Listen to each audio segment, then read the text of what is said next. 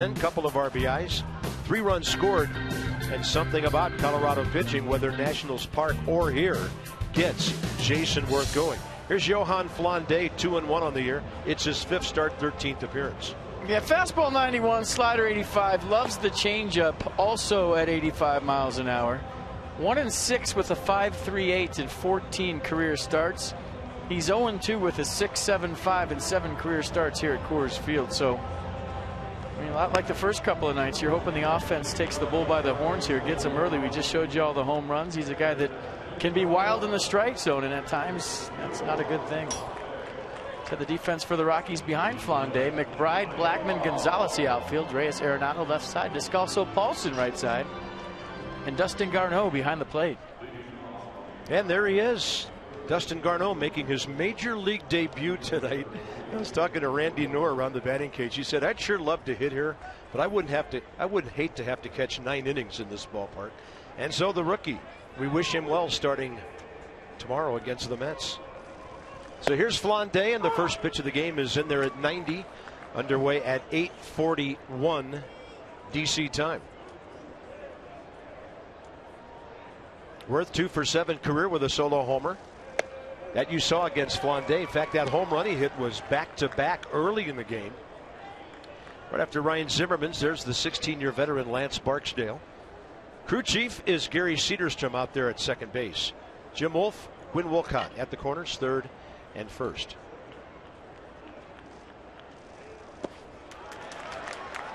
And in the dirt, Worth can't get it. A pitch smothered by the rookie catcher. 1 out.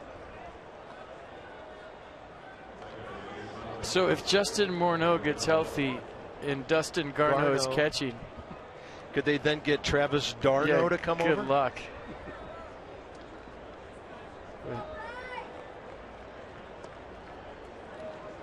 It's got to be a little nerve-wracking getting behind the plate. He's a Torrance, California kid, 19th rounder back in '09. And he handles Flande for a strike there to Anthony Rendon. Rendon first at bat in this series.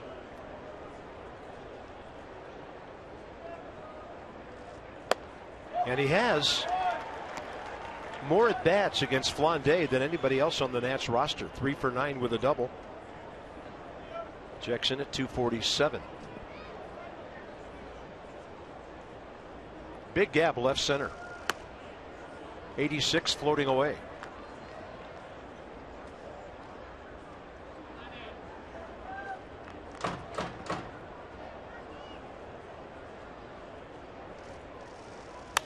Anthony goes the other way, but playing way off the bag.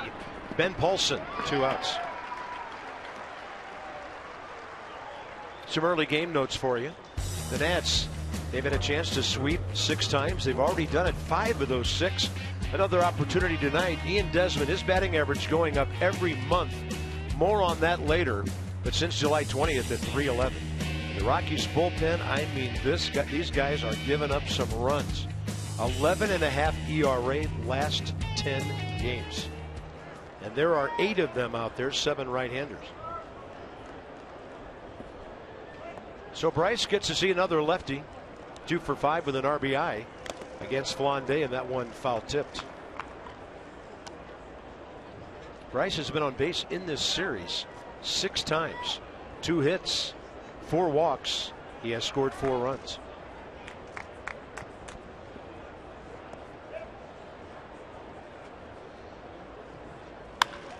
That ball is cranked into the corner. Fan tried to interfere, but fanned on it, so to speak. And with that big carom out there, Bryce Harper will pull into second base. I mean, that ball was smoked over the first base bag. Well, there goes a no-hitter. Bryce Harper with a bullet down the line, and that almost took Quinn Wolcott with him. Watch the first base umpire have to do the dance. And then a Bryce Harper fan reached over right there, didn't touch the ball. 27th double of the year for Bryce, and I'll just throw a 107 out for the hit speed guessing already because that ball was crushed. We're in Colorado. I'm going to go. Can I go 1 over you, or I have to go 2? No, whatever. I'll go 109 just to be a team. If it's 108, it's a push. Okay. That ball was scorched. Next up, Yunel Escobar has had some fireworks in this series. Escobar in his first inning at bats in this series is 2 for 2 with a 2-run homer and a base hit. Liking that cleanup spot.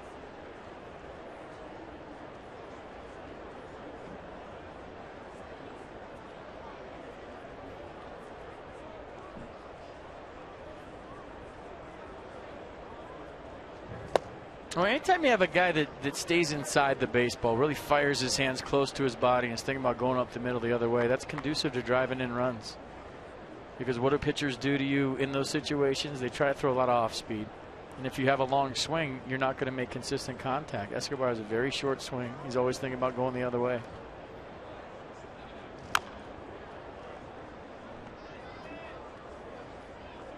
So he was all in on a 2-0 pitch.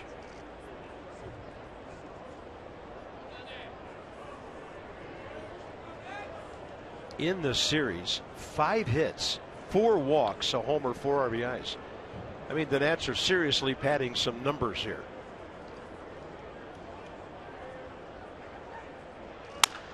That is to the left side. Arenado drops it. Escobar, though, tried to speed up at the end, and he's out. Nolan Arenado staying with it. Nats strand Bryce Harper, no score, first inning.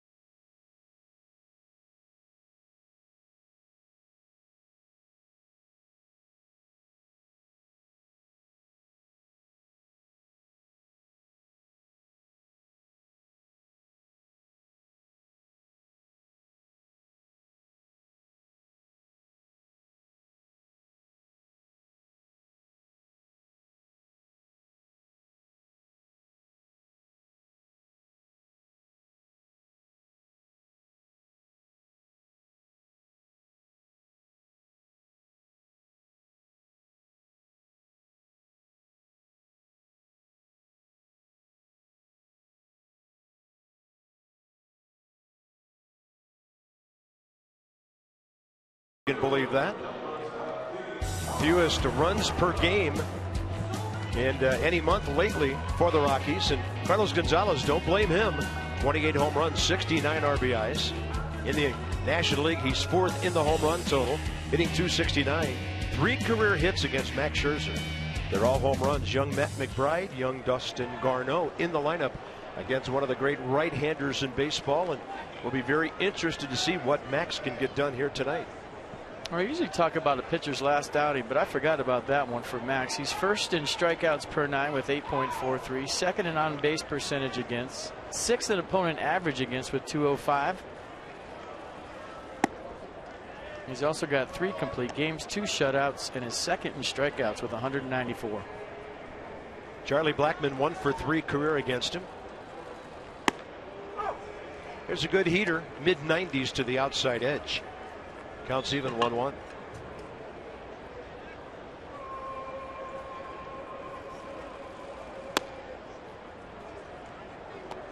I think it's important for him to get off to a good start, and the adjustments that he's made with his fingers in the baseball and staying on top of it and getting that good sink, he sees immediate results.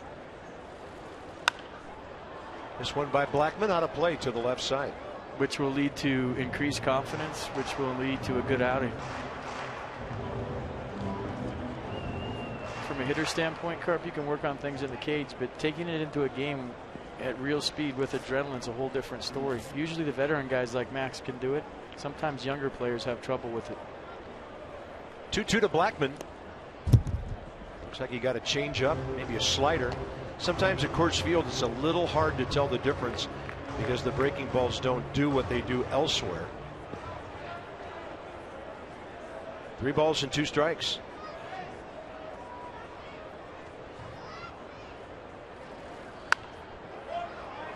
Charlie Blackmon's the leadoff guy who doesn't walk a ton, 36 times all year. He's on a 5-game hitting streak. So this is the pitch he's been having trouble with, the fastball outside to lefties, and he got his fingers on top of the ball. That had good north and south sink to it. And his fastball's been kind of flattening out, going east to west, staying horizontal. That one was good. Same way there, but you know, when you get your fingers on the side of the baseball, for those of you who might not know, now that sinker kind of flattens out. It stays horizontal, runs right onto a barrel. But if you get I mean, it's a matter of a couple of inches when you get your fingers on top of the ball. Now it's going to have that downward sink. You're going to get some north and south to the fastball, and it's not going to be able to square up as easy for the opponent. 3-2 and lifted out to left center. Michael A. Taylor will go drifting with it. Worth there if needed. 1 out.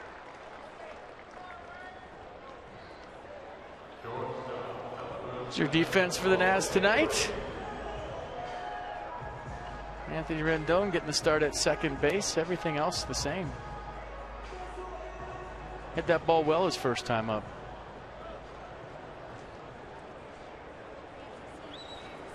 Here's Jose Reyes. 4-hit game Tuesday night. Nats kept him off the bases last night. He was 0 for 4 on a pop-up and 3 ground balls. And Max Scherzer misses low with the off speed. Reyes has faced Max 11 times, 2 hits.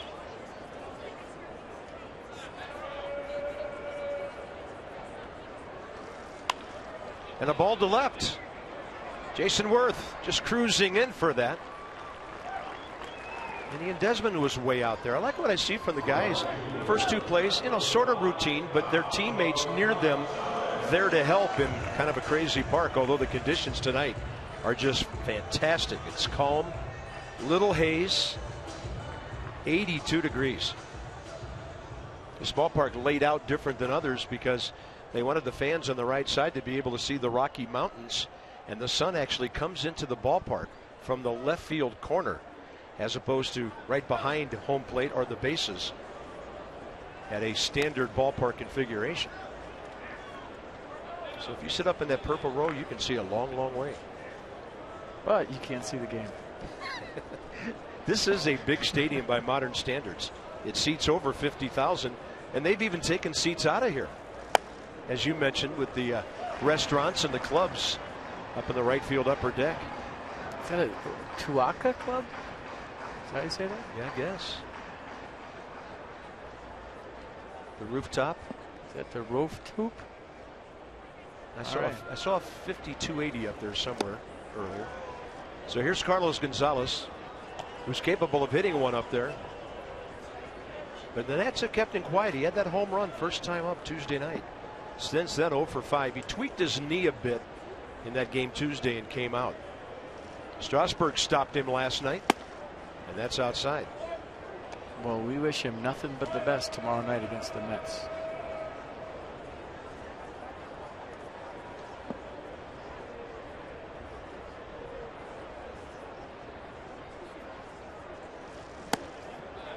Upstairs on 3-1, walked him. And Max will take on the right-hander Nolan Arenado.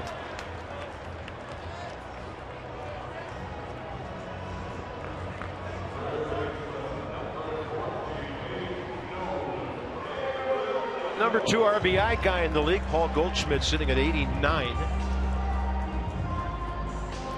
His Diamondbacks are at Cincinnati tonight. And if you missed it, Marlon Byrd from the Reds to the Giants today.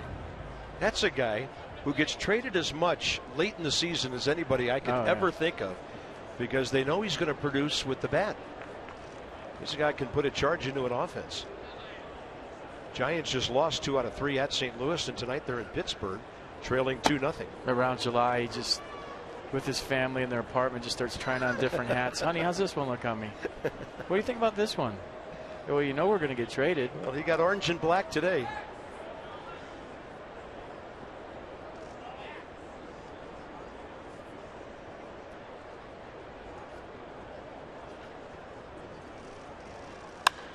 Arenado, a mile high No, it's more than a mile. Sorry about that. Yeah, it went above the purple line, we're pretty sure. So Taylor takes care of that. Max Scherzer, 3 fly balls. No score early. Desmond straight ahead.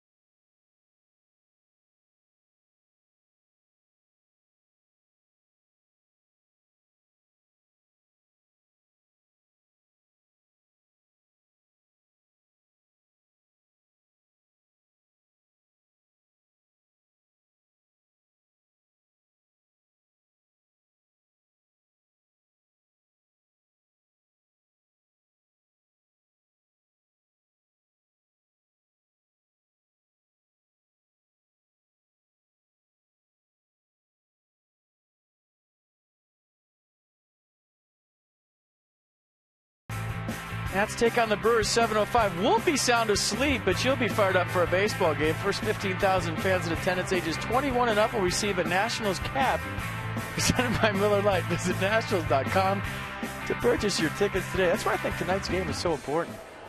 I mean, Nats are getting in wee hours tonight. There's been studies done on teams that leave Coors Field and how they recover from the altitude after they play here. So you add a bunch of things together, and it's going to be a tough go for this ball club tomorrow night against the Brewers. Yeah, Jimmy Nelson for Milwaukee. He's 9-9, and Gio for the Nats. That said, they'll probably win 15-0. Who knows? You can only hope. Over but low to Desmond, who's just not swinging at bad pitches lately. In this series, 5 for 10, a walk, 4 runs batted in. And along those lines, I mean, I don't know how Major League Baseball, when a team is losing 2 hours on a getaway day, gives them a night game. Yeah. From a safety alone standpoint of having to get out of the way of a 95-mile-an-hour fastball when you're going to bed at 7, 8 in the morning. This doesn't make sense to me. Yeah. Not to mention the bus driver having to dodge Dulles to downtown early rush hour traffic. Well, could be in for an adventure in the morning. He's going to get a good night's sleep.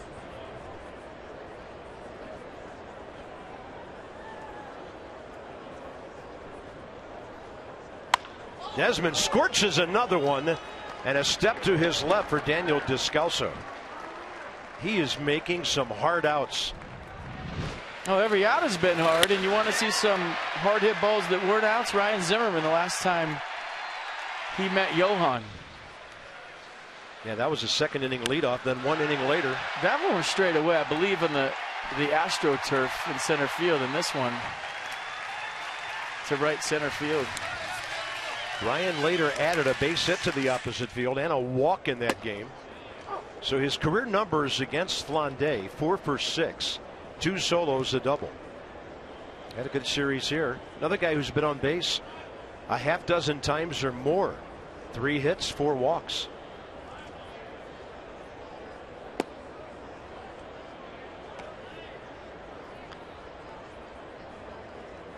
Now hitting .274, 14 RBIs since coming off the DL. And a tapper. Ryan runs just in case it doesn't stay foul. Kept his bat in possession. American Standard, who's hot, who's not against the Rockies this year. Check out Zim's numbers. Cool .625 on base percentage, 9 for 17. 8 RBI, and the OPS at 1.684. That's pretty good. Celebrate the season with the American Standard All-Star Sales Event. Visit MidAtlanticComfort.com for amazing rebate and financing opportunities. A terror at Coors Field. 1-2 pitch. Well, just to show you how you can really tinker with numbers, I saw somewhere today where somebody was saying Ryan Zimmerman's really struggling. He's 3 for his last 22. No, he's 3 for his last 6. And not struggling. I mean, that's how you can make numbers. You know, he had the tough series in San Francisco. Yeah. But it's what have you done recently? Yeah. Yeah, we tend to wipe the slate clean on stats like that as soon as a guy gets maybe a 2-hit game. Right. You just don't. With guys coming back from injury, why would you want to look back a week or longer? And it was 1 week ago tonight when the Nats opened that series at AT&T.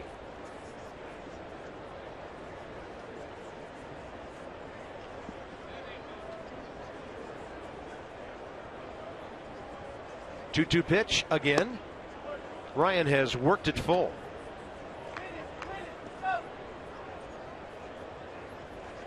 Flande, one of the quicker workers on the Colorado staff. And that's not saying much. 39 innings, 9 walks, 23 strikeouts. And he keeps the ball down to strike out Ryan Zimmerman.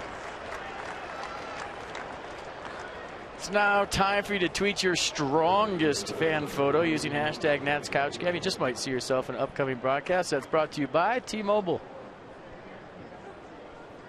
Yeah, I was talking about the walks today with Steve McCaddy, who's really surprised by that.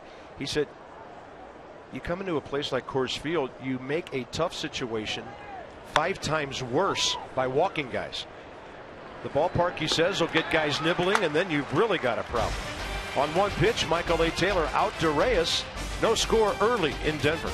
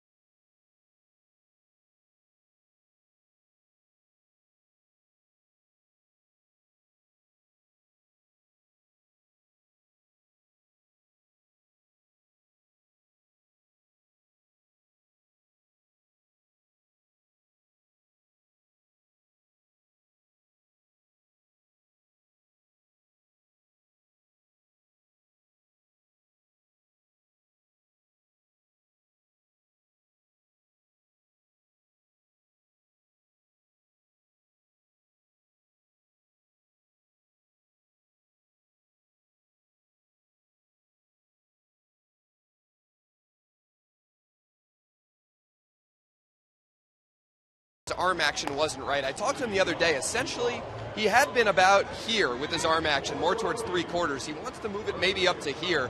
Not a big difference, maybe about 3 inches, but Scherzer told me that he now feels like he's throwing over his head, that it just kind of from a feel standpoint was a big adjustment for him. Prior to, or rather after his last outing, he said that he threw, I talked to him on Scherzer, he said on Tuesday, he said he threw a ball maybe 1,500 times between Saturday and then. Not a full windup and not a baseball, just a racquetball against the wall, trying to build muscle memory and good habits, guys. That is really interesting. Thanks, Dan. Muscle memory on short tosses. Well, that's the disadvantage of being a pitcher, because if you're a hitter and you're trying to work out your swing, you can go in the cage and swing till your hands bleed. But pitchers don't have that advantage of having the opportunity to throw through their problems. And that's the first time I've ever heard of somebody throwing that many times between starts with whatever kind of baseball. Yeah. Just goes to show you how bad he wants to change and make the adjustment. Well done, gentlemen. Dan NFP with our Coons.com sideline report. When you're talking cars, you're talking Coons.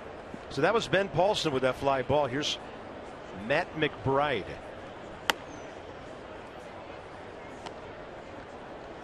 Rockies against a tough right-hander do have a couple of their mainline guys out of the lineup tonight, most notably DJ LeMahieu, their second baseman. And I'm sure Nick Hundley needs a break after the games he's caught the last 2 nights here. That guy was behind the plate, as has Wilson Ramos for about, what, over 6 hours of baseball? Almost 7 hours of baseball for the first 2 games. McBride, .211 hitter, 52 games in parts of 2 years with the Rockies previously. And Scherzer missing.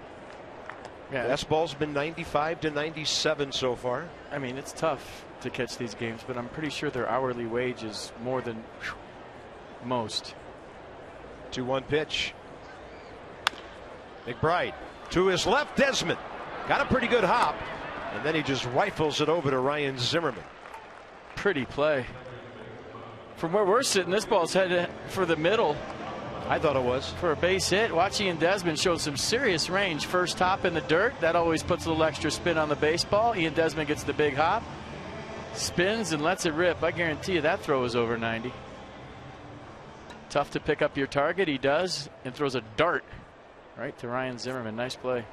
Bases empty, 2 outs. Contact man Daniel Descalso.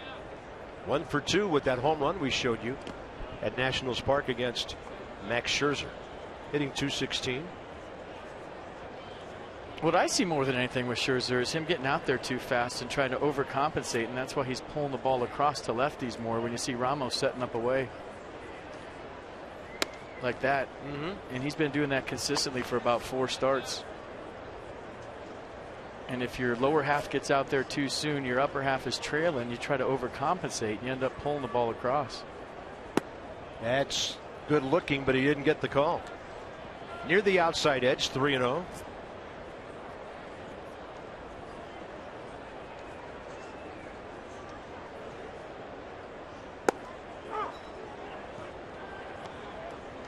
He is looking free and easy, and the ball's exploding out of his hand tonight.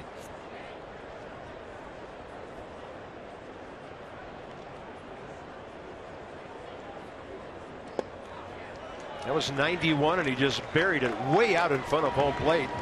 And Descalso walks. That's a second 2-out walk Max has issued tonight. So Tuesday, August 25th is a big day for everybody at Nats Park. It's the Anthony Rendon Garden Gnome giveaway. 7:05 start, Padres. First 25,000 fans, you get one of those. Check out hashtag Rendome on the Nationals Facebook, Twitter, Instagram, Snapchat. Follow his adventures. Or visit nationals.com to purchase your tickets today. Here's the first major league at bat for Dustin Garneau. 27 years of age, just 1 week ago. .249 career minor league hitter. They put Michael McHenry on the DL yesterday. 60-day DL with a meniscus problem in his right knee. So he's done for the season. Garneau gets the call.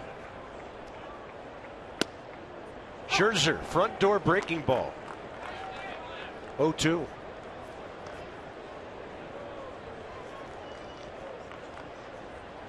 As I mentioned earlier, out of Torrance, California, a 19th round pick 6 years ago. This kid's paid some dues. 7 years in the minor leagues.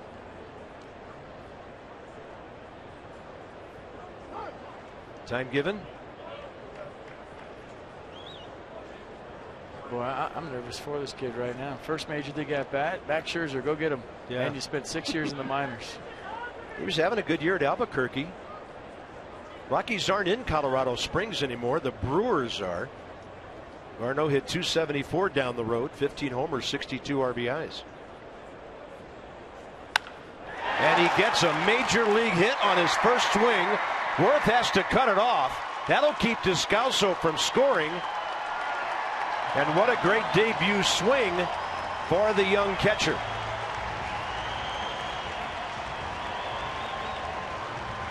Max Scherzer not aware yet. Look at the Rockies dugout. They're all in the top throw it over there. They're all get the ball. Oh, thought that was going in the stands. Good for him. Now time for Max to take care of the pitcher and get out of the inning. Standing ovation from his teammates. Tell you what, players Nick root. Hundley over there on the left. Players root for guys that pay their dues like that. Fonde can hit a little bit, so not done yet. Base hit this year. 1 career RBI. Looking to bunt with 2 outs. And he skies it over the screen. Even the bunts carry farther. They do. Well, good for him. One of my favorite parts about this job is watching people's major league debut. It never gets old.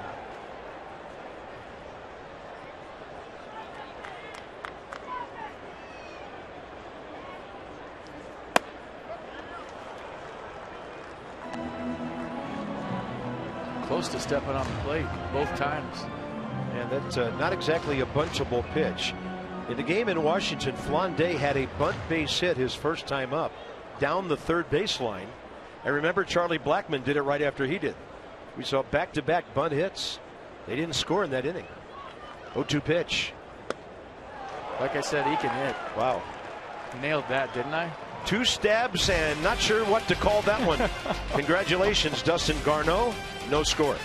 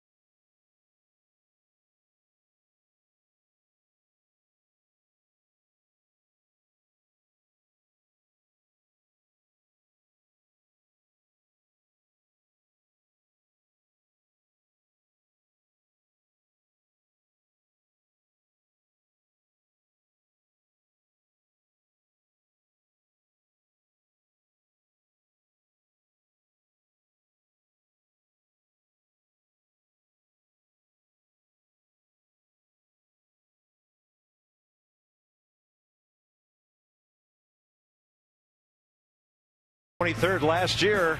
Standoff.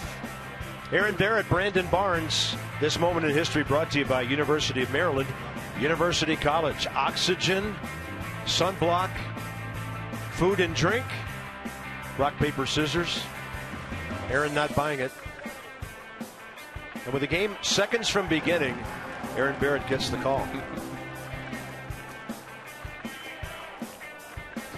We hope Aaron Barrett's okay if he's watching at home. Yeah, one of our favorite guys. Some arm issues, and we hope you're okay. Playing fantasy baseball? Not really. MLB.tv serves up real-time highlights, pitch tracking info, and your out-of-market fantasy players live or on demand on over 400 devices. Get MLB.tv today. Flande takes him a while to get ready for the top of the third after that at-bat. 26 pitches, 17 strikes for him. The Nats 1 for 7 with the Harper double. And Wilson Ramos leads off top 3. Flande, 7 career starts on the road and at home. On the road, 1-4, 4.17. Coors Field, 0-2, 6.57 ERA. I didn't mean to make light of Flande's swing right there. I think I had him confused with somebody else and his offense capabilities. Yeah, that's not a swing I remember. And now I can see why he was bunting. Yeah. Hey, it's not easy, especially off Max Scherzer. Colorado signed him as a minor league free agent last December. Signed with the Phillies at the age of 18 in 04. He was in the Atlanta organization after that for 3 years. Throwing the ball pretty well here. 1 ball, 2 strikes. Wilson Ramos in the series 1 for 8 with a walk. He's been on the field for every inning of these 3 games. And he got the big knock last night with 2 outs in the 8th. It looked like nothing was brewing. Base hit to right. Then Clint Robinson off the bench with a great at-bat, pinch hit walk, and Jason Worth with the triple in the right field corner, and the rest is history. Clint Robinson also walked, pinch hitting at the start of the 4-run 8th inning Tuesday night. Swing and a miss on a pitch way down in the dirt. And that's strikeout number 3 for Johan Flande. Just a reminder, as you enjoy a cold one, look forward to Miller time later in tonight's game. That's brought to you by Miller Lite.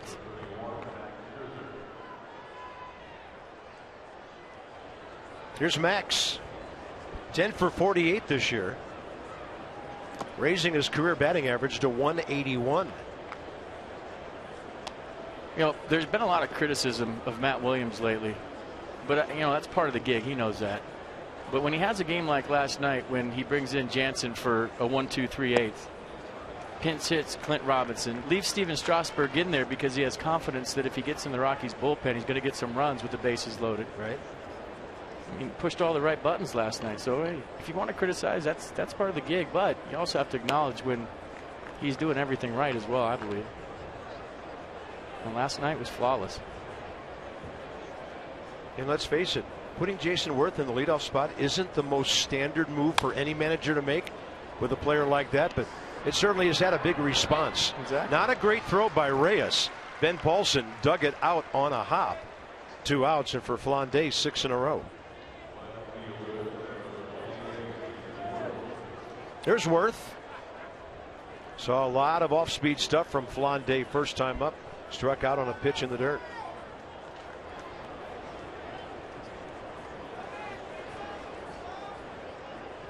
But in the series still 4 for 11.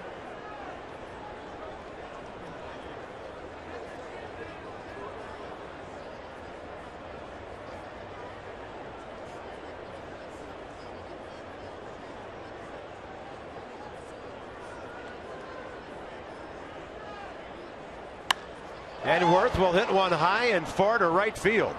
Gonzalez is under it. And Jason hit that ball just under 370 feet the other way. 1, 2, 3, 7 straight for Flande.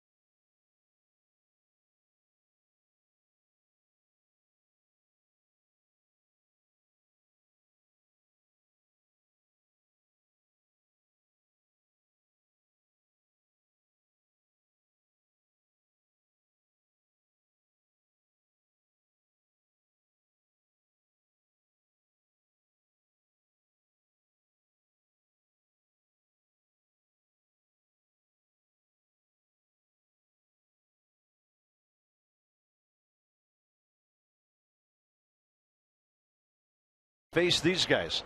Chris Sale, 13 strikeouts per 9 innings on the road this year.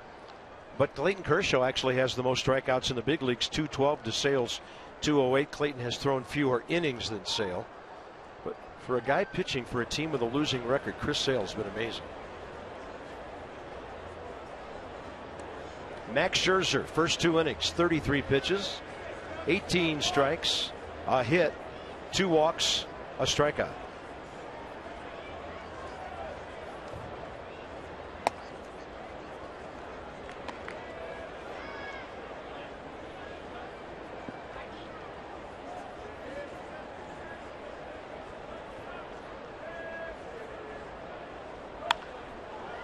And that ball high in the air. Way over on the right side into the mezzanine here at Coors Field.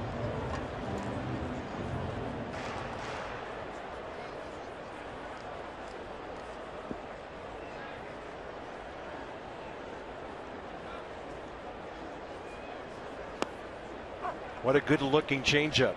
Great dip, away movement, and he still got it at the knees. Mercedes-Benz has a look.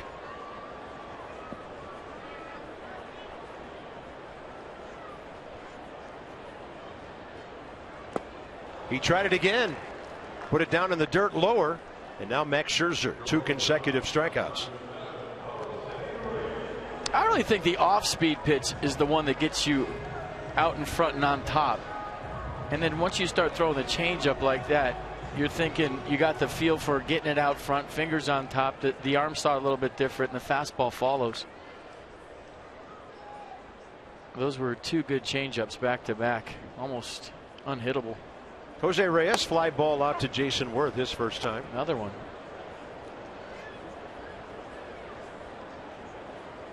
His next fastball will look about 100. Missed with it inside 1-1. You know, when a guy throws a changeup like Scherzer, I mean, you're geared up for his fastball. So there's certain guys where their changeup makes their fastball look faster, but when you're facing a guy that throws upper 90s, you're always ready for the number 1. That ball had some crazy spin on it. Scherzer to Zimmerman, too late because of Reyes' speed. And the Rockies have their second base hit.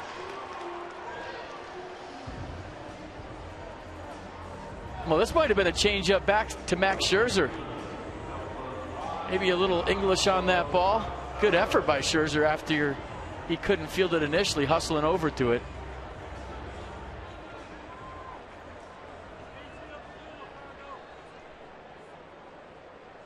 Just couldn't get his glove down in time. Yeah. And they flashed base hit on the board immediately. Carlos Gonzalez walked his first time up.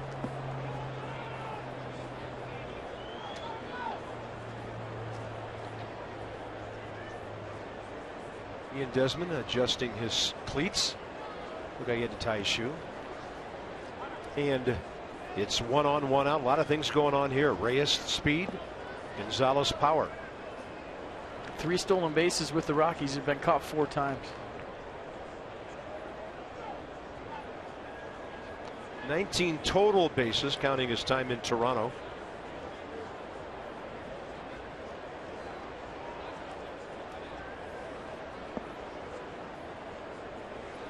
.474 career steals. Good lead.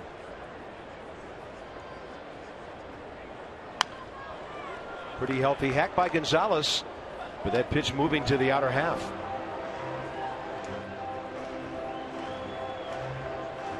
That's a lot of banging on your body right there. Yeah, it sure is. Had his 32nd birthday back in June.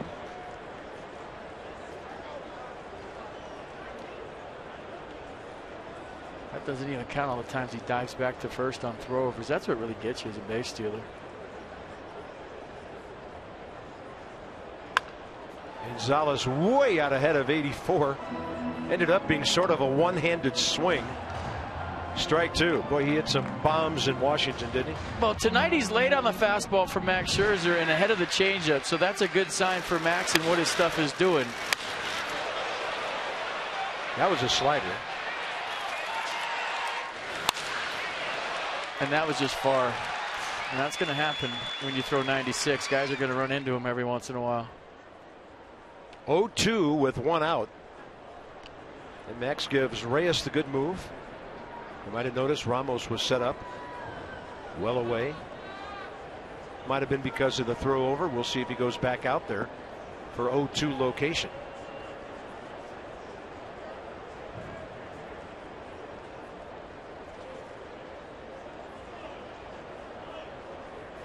Ramos did jump out at the last moment and a great off-speed pitch down and away. Carlos Gonzalez down on strikes. And Max Scherzer's last 3 outs swinging K's. Well, he's got a good feel for the changeup, and you know, always when Max Scherzer's dialed in, there's the secondary pitch. Which one is it going to be tonight? Remember, against the Brewers, it was a slider. It was unhittable. Against the Pirates, he had all of them. And if you're watching tonight, the changeup is his secondary pitch. It's been deadly. So the fastball's been good. He's been getting on top of that. But the changeup has great arm speed, great movement. And it looks like he's really going to try to lean on it here. A lot like Steven Strasburg did last night. That was a beauty on the Nissan pitch track. Nolan Arenado goes up hacking. He's late. He had a fly ball. A towering drive to Michael A. Taylor. Center field, first time up. Fastballs and changeups play here at elevation, more so than anything that you try to throw that breaks.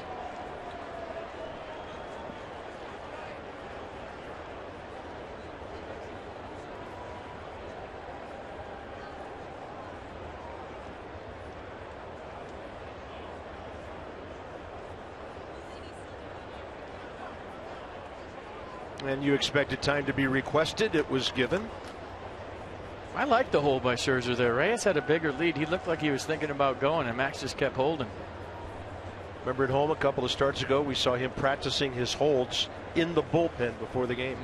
Part of his routine. He always does. 1 ball, 1 strike.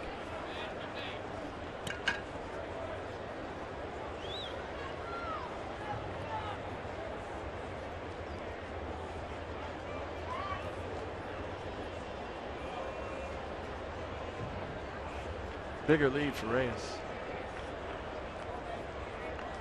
1-1 count.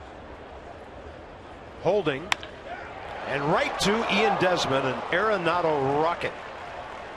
So a base hit, no damage. Rockies have stranded 4 in a scoreless game.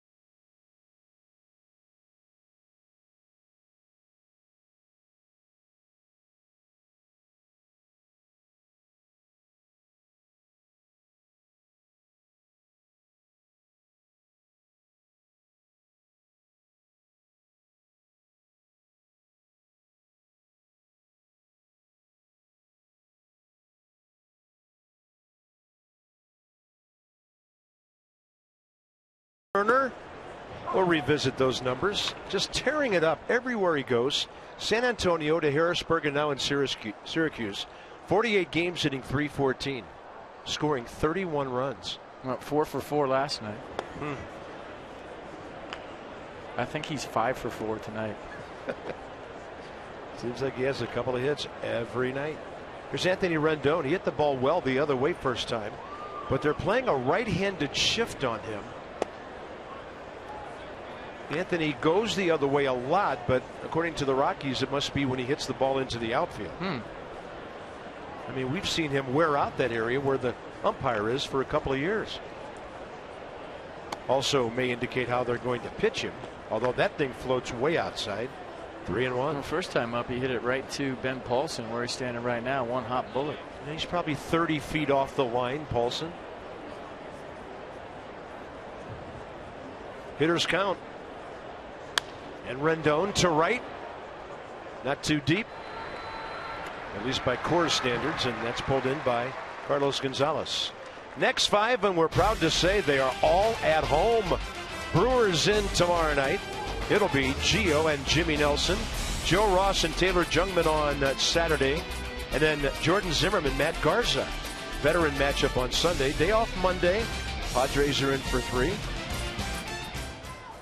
The Nats finally get a lot of home cooking. And then the Marlins will finish out that homestand a week from Friday. First of a 3-game series. And Gio flew ahead tonight, so he's going to get some home cooking right now. Yeah, good for him. All right, you talk about this ball club. A 10-game road trip before the 7-day homestand. Now 11 games in all kinds of different time zones. These guys are beat.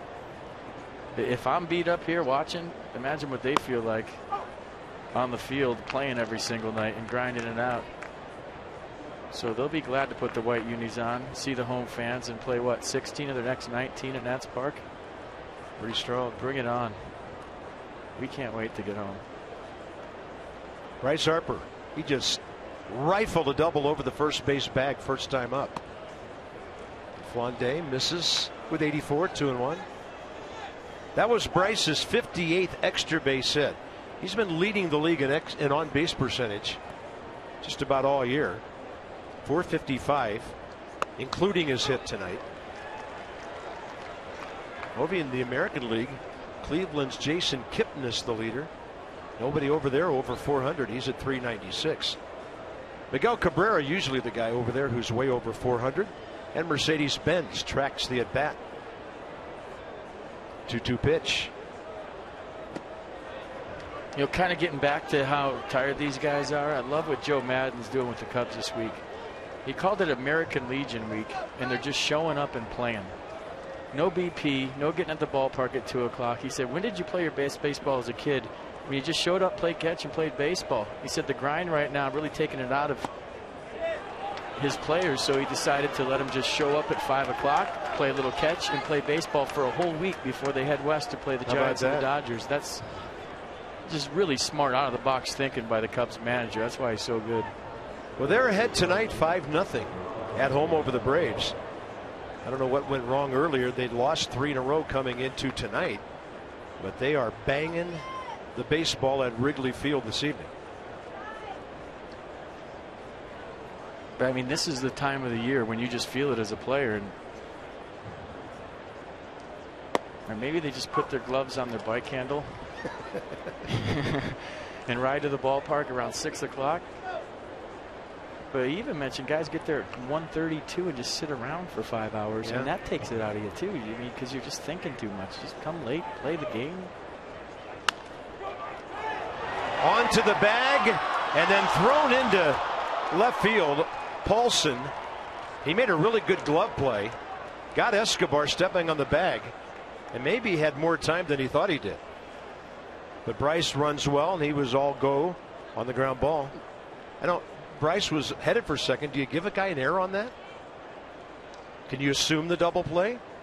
Well, no, but I mean, you could assume that he's a major leaguer and should have made a better throw. He had plenty of time and rushed that big time. He could have set his feet. Yeah.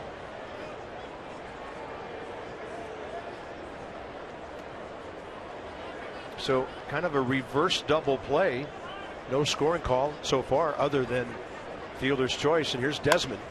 And Ian will swing and hit it behind Bryce Harper out to Jose Reyes. And that's it for the Nats in the top of the 4th. Flande 6.57 ERA at home, playing pretty well tonight.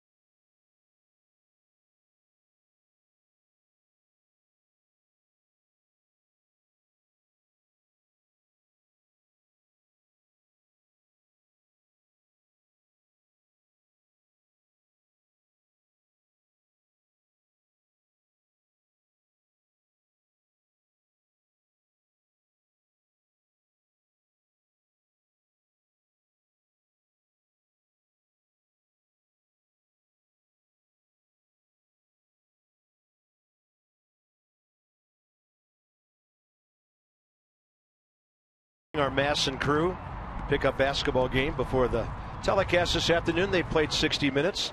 Final score was 4-3. Team Winfield shot 4%. Team Whitlock 5.5. Swing and a miss as Ben Paulson took a whack at a pitch way out of the zone. 1 ball, 1 strike. Flew out to left first time up. I mean, he must have shaved for 4 hours today. Look at him. He had the Trying biggest, to change something. He had one of the biggest beards in baseball last night. There was some serious weed whacking going on that face. 0 for 6 in the series, maybe. No, not happening there. That's taking a month if he decides to trim that thing up. That's got to be in stages. Fastball up. Max Scherzer throws it by Paulson. I mean, there's small families living in that one. Charlie Blackmon. Yeah, there's a few people in there. That's a bouncer outside first. Max Scherzer, first 3 innings, 46 pitches, 28 strikes. Well, a couple apartment complexes in that one.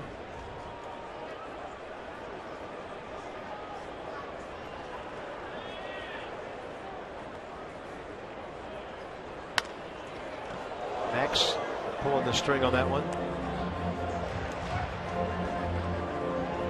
So far so good for Max Scherzer. Couple of walks. They didn't hurt. 2 hits, a double, and an infield hit. 3 strikeouts.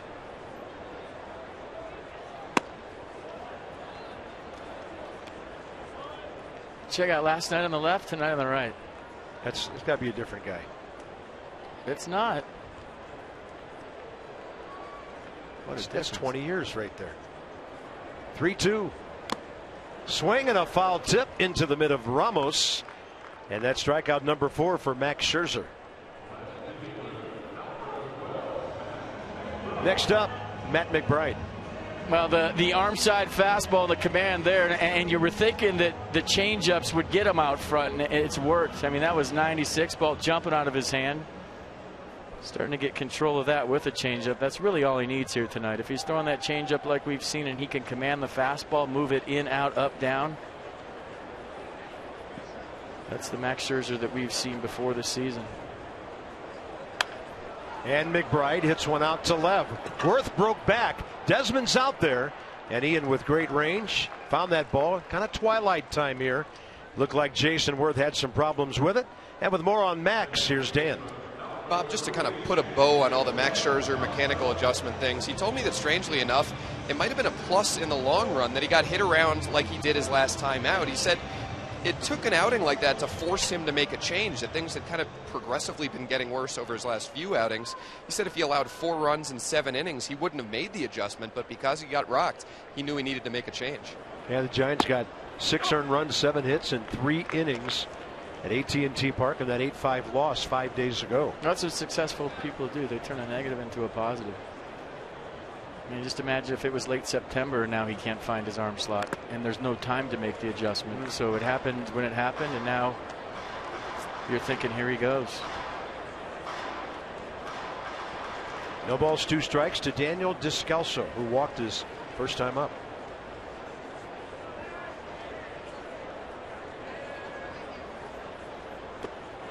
Well, he's really got some kind of changeup going on. That's it for the inning. 2 strikeouts, 5 in the game. First 1-2-3 inning, and here comes number 1-1 to lead off in the 5th.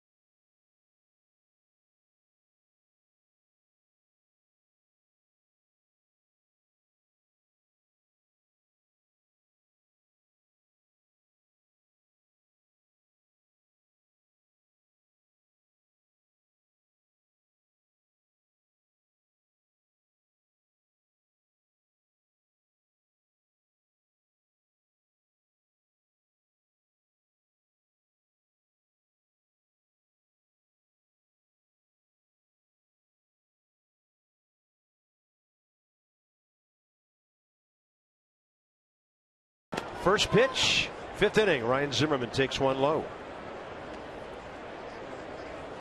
Struck out swinging on a pitch in the dirt first time. The Nationals have 1 hit. Bryce Harper's 2-out double over the first base bag in the first inning. In fact, Bryce has been the only base runner, walked in the 4th.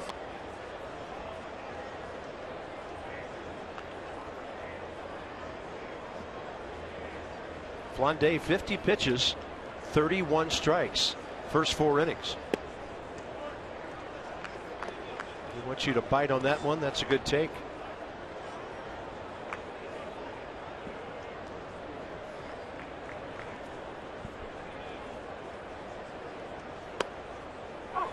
Maybe tailing away enough so Ryan wouldn't go after it on 3-0. Flande does work quick. He's ready to get the ball home as soon as he gets it back from the rookie catcher. And that will miss. The Nats have a leadoff man on now for the first time tonight. 23rd walk of the series. Wow. Show us what your Natitude looks like. Tag your tweets using hashtag ballpark style for your chance to win an autographed Nats prize pack and a $25 gift card from Hair Cuttery, home of the Smile Back Guarantee. No small print, just big smiles. Follow @Masson Nationals for more info. Hashtag ballpark style. Some ballpark style. Cool cap on the right, yeah. Huh? Nice. Saying the one on the left was free.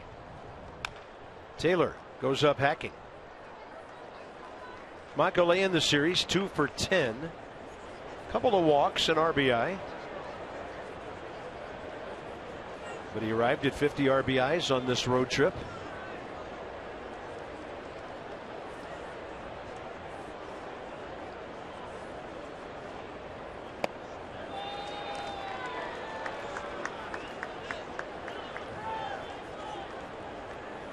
Flande, a big league record of 2-7. His 29th game, 15 start. ERA 4.79. Nats have actually seen him about as much as anybody. It has worked out that way. 4th career start against Washington. 1 loss, ERA 5.87.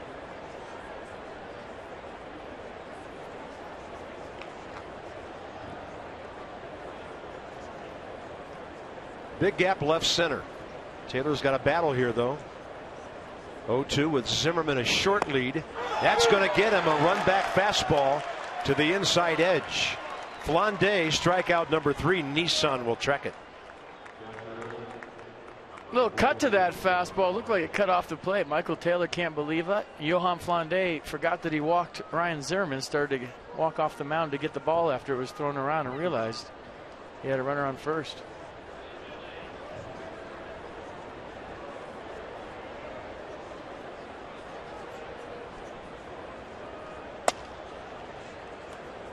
Wilson Ramos struck out swinging first time. One correction, Ramos was strikeout victim number 3. Taylor number 4.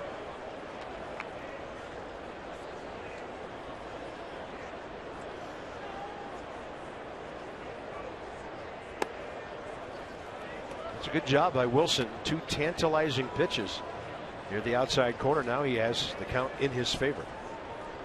Tantalizing. I like it. It's a word of the day officially right now. Thank you.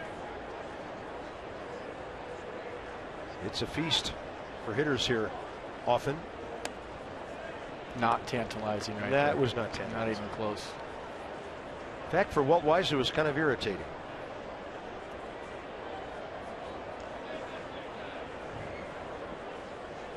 Two walks, 4 strikeouts. Let it rip. Get a fastball and come out of your shoes. That was 90 to the inside edge.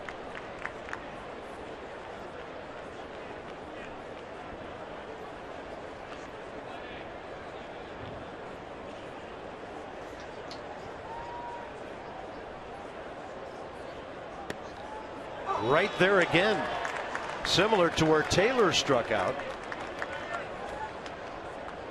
So another cutter from Johan Flande, and you see the reach by Dustin Garneau. That reach alone usually doesn't get you the strike call. And Ramos hacks at that one. Arenado on the short hop And that's going to be a 5-4-3 double play. Maybe the best in the business over there at third base.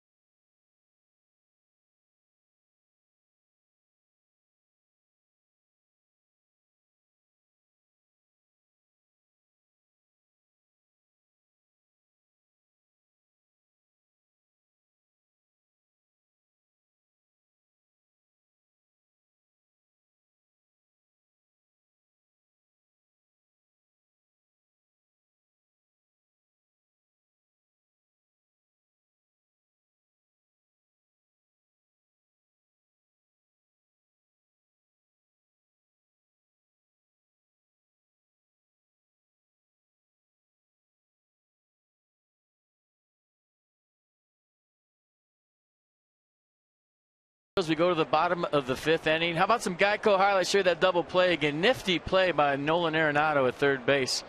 The fact that he charged that ball, backhanded it in between hop, and made a perfect throw on the run. Look at him give with that nasty hop.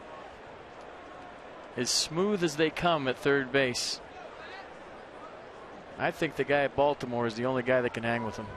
Nice turn too, by the way. Descalso got a low feed. Knew he had some time with Wilson Ramos running. Nice play by the Rockies.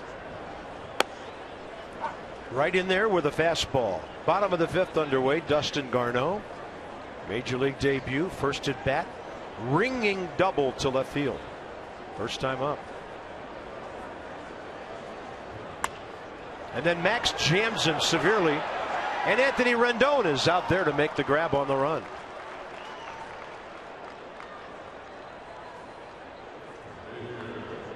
Well, you know, as an infielder here at Coors Field, that with the depth of your outfield, that you have to be aggressive on pop-ups over your head. You know, because of elevation, guys are playing deep, so on balls you normally wouldn't go for, you really have to get out there. Ian Desmond, a good example tonight on a pop-up in left field, and there Anthony Rendon making a nice play too. Well, let's check out this at bat. Scherzer and Flande, rather interesting last time. Runners at second and third, 2 outs. He tried to bunt twice, and then he swung straight down at a pitch. That was a little more level, and the count's 0-2.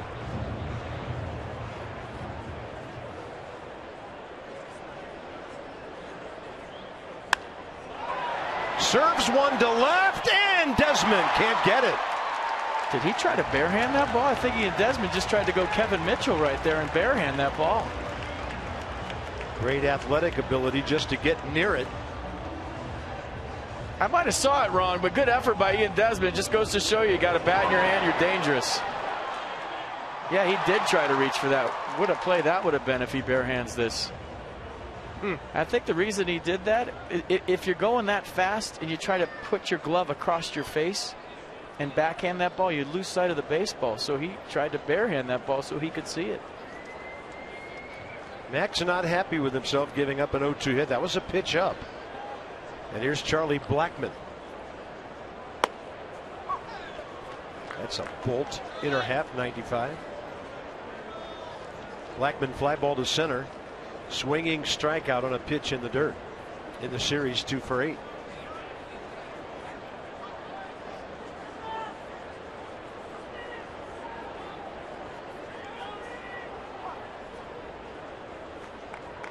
Where did Kevin Mitchell do that? Was it in St. Louis against the Cardinals? I remember it was on AstroTurf. It was down the left field corner. He overran it, and he put up his right hand and barehanded a ball on the run down the left field corner.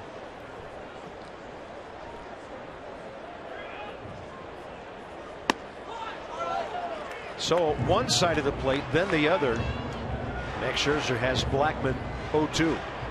And I remember Starling Marte, and I think it was last year against the Nats, on a ball down the left field corner in Pittsburgh, changed his glove over to his right hand, and he switched hands with his gloves to try to make a play down the corner. That was one of the more odd things I've ever seen. On the run. Is that like sliding into first? You slow down when you're changing gloves at mid-stride? So he's right-handed. The glove was on his left hand. He's running to the left field corner, and he switches and puts a glove on his right hand and tried to make the play.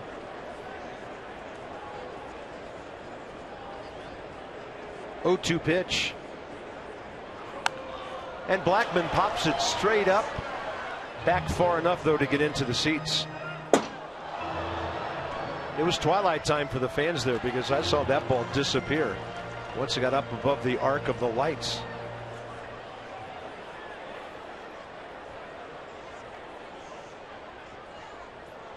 Beautiful night in a beautiful city. This place used to rock, boy. When it was packed and these fans were going nuts, you couldn't hear yourself think. They drew 4 million one year. That's 50,000 every night.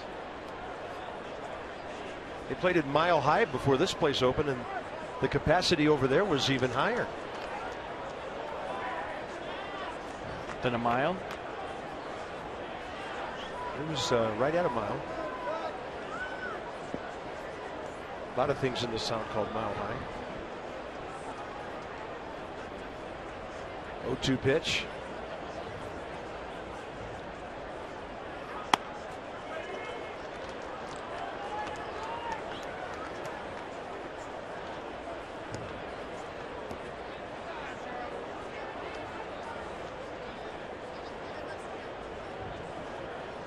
Max Scherzer looked like he was ready to get 2 quick outs. Flanday's base hit put him on the stretch. Zimmerman playing near the runner and then backing up, knowing the pitcher's not going to be stealing a bag here. And Scherzer will jam Blackmon and cost him a bat. You know, those maple bats are about $100 a piece. Players don't pay for them. Ball club pays for your bats. You usually have about, well, depending if you're an everyday guy, bench guy, 4 or 5 dozen. Maybe some different models, different colors, different weights. Players usually go to a lighter bat this time of year because your normal bat gets a little heavy.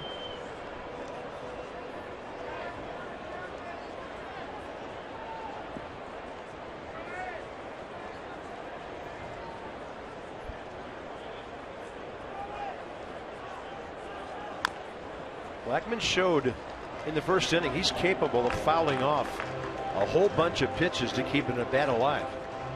He got Max for 3 or 4 foul balls back then before a fly ball to center.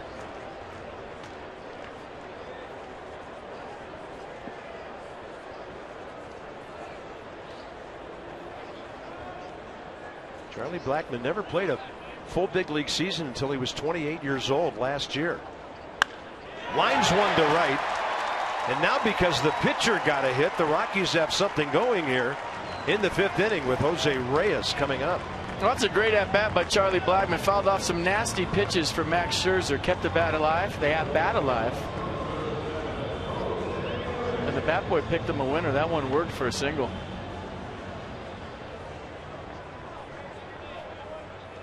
I got your reference there.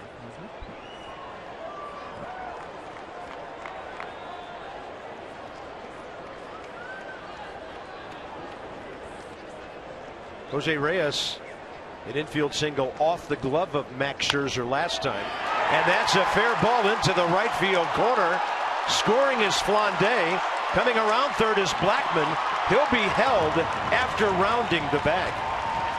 Colorado 1-0 on 3 consecutive hits.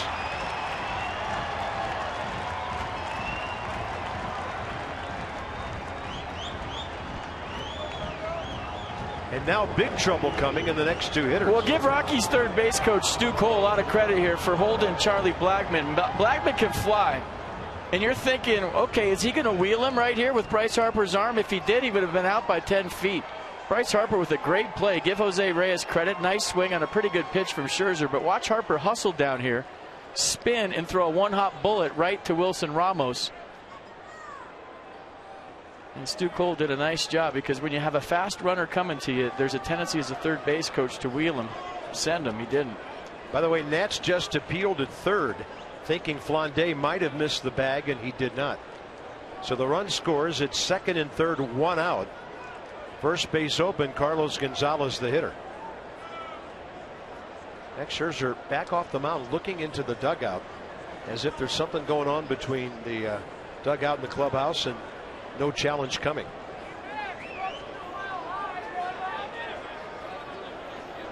Base open.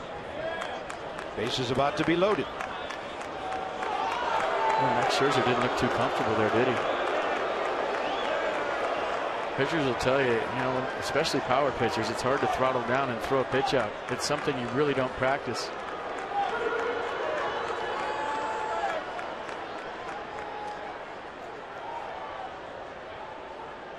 This is Max Scherzer's second intentional walk of the year.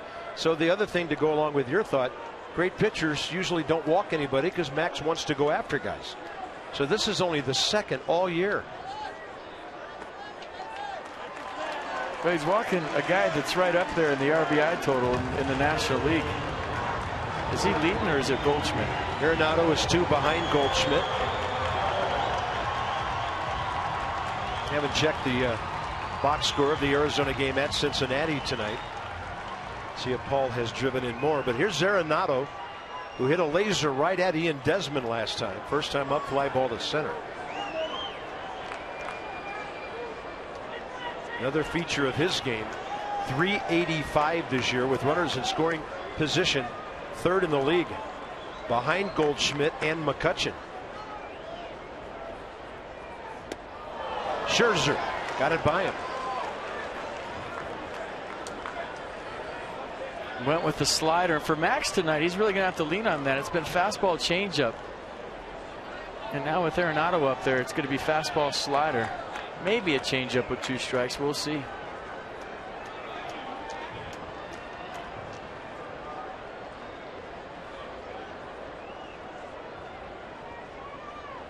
Target in.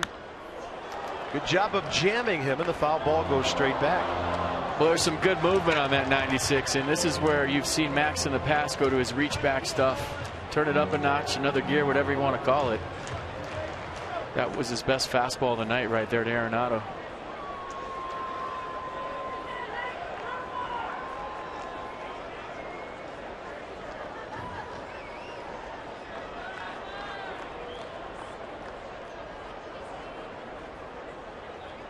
And the 0-2. Wow, Ramos somehow picking that cleanly with a backhand on the ball way outside, and the base is loaded. Well, you said it right, Carp. Ramos is a picker and not a blocker, and he did a nice job right there fielding that, I think, slider for Max Scherzer. That 96 in plays right here if you want to go there. Arenado has hit into 14 double plays this year. Swing and a miss on a slider low and away. Max Scherzer, some great pitches to one of the best RBI guys in the game. Strikeout number 200. Well, check out the sequence. I mean, nice job right here turning it up when you need it. First pitch slider, beauty. Then this is the pitch for me that makes the whole at bat. 96 on Arenado's hands. Now's a hitter you're thinking about it. He could have gone back in there with 96 again, and I think Arenado was thinking that as you saw his front side open up, his hips open up, and he couldn't reach the slider. Nice block by Ramos. Nice pitch by Scherzer. Second man in the league to 200 strikeouts behind Kershaw. And that ball foul, off-speed pitch. Ben Paulson way out ahead. Scherzer, by the way, this inning also becomes the innings leader in the National League. He's about to complete his 170th inning of the year.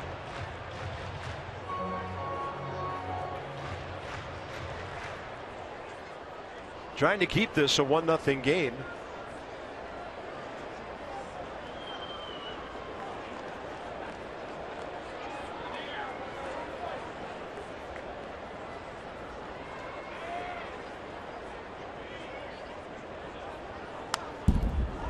'97. Struck out Paulson, did Max last time after a fly ball to left. First time up.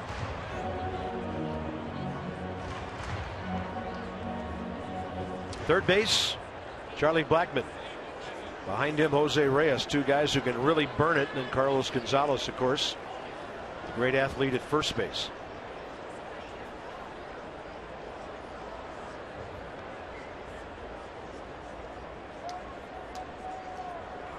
Swing and a miss. Reach back 97 to end the 5th inning. That's Scherzer. 2 Ks. Rockies gone. They lead by 1.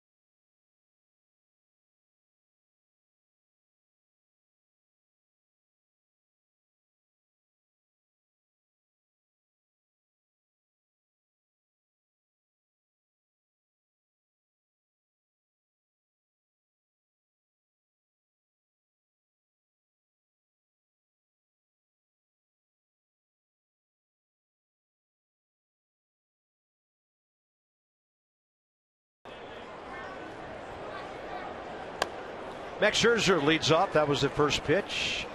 Top of the 6th, fouled off. Boy, that was some macho baseball there by Max Scherzer, just going with a heater for a huge strikeout of Ben Paulson. Bases loaded. That was nice. And this one rolled over to the first baseman, Paulson.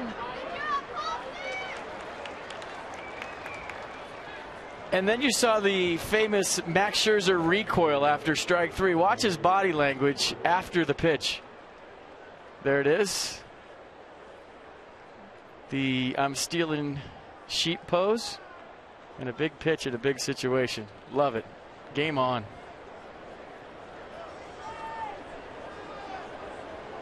Here's Worth, top of the order. Strikeout, fly ball to right. It's about time for the Nats to start solving Johan Flande. He's given 1 hit in 5 1/3.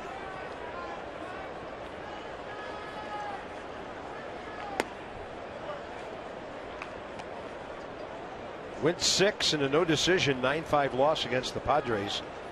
Last time up, 4 runs, 8 hits, couple of home runs. Worth to right center. Over is Gonzalez. 2 quick outs, and Rendon needs to get aboard for Bryce Harper. Nats box. Harper's double, first inning, 2 outs. Next base runner, Bryce, a 1-out walk in the 4th, ended up at second. And then Ryan Zimmerman walked leading off the 5th, but the 5-4-3 double play, ball off the bat of Wilson Ramos, engineered by Arenado and Descalso, took care of that.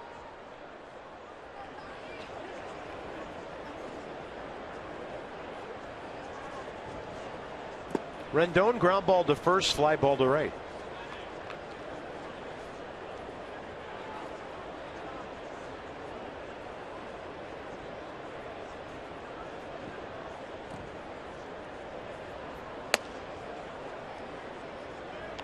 He's fallen behind a bunch of hitters, 2-0.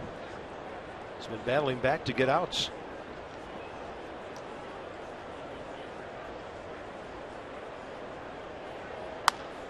Rendon, that one gets by Paulson, who was playing him nearer the line that time. And Anthony Rendon is 1 for 3, and that will get Bryce Harper up. 6th inning. Well, nice swing, and he made adjustments throughout the course of that at bat. The foot was getting down a little late, and he set it down earlier than he had the first 2 pitches. Nice inside out swing. You're thinking maybe a double, but Gonzalez playing him over that way. So good at bat for Rendon. He's hit the ball well all 3 times tonight.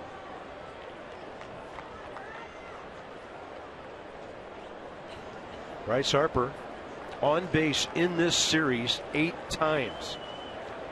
They've walked him 5 times. And he'll pop it up on the first pitch. Jose Reyes is under it.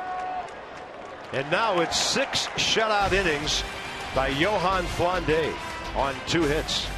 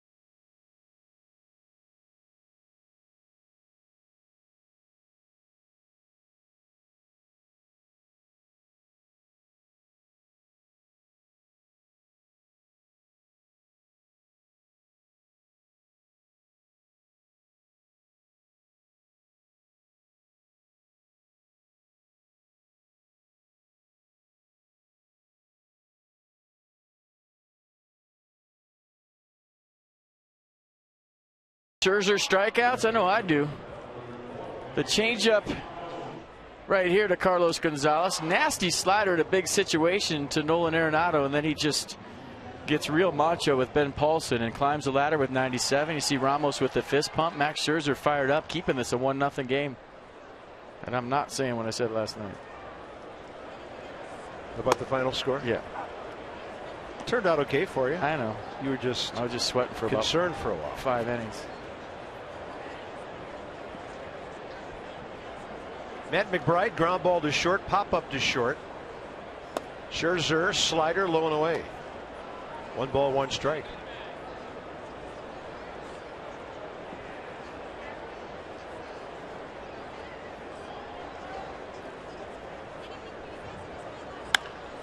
And that one will drop in left center. Got him off the end of the bat. Michael A. Taylor over to cut it. And a one-hop throw to Rendon. Anthony blocks it.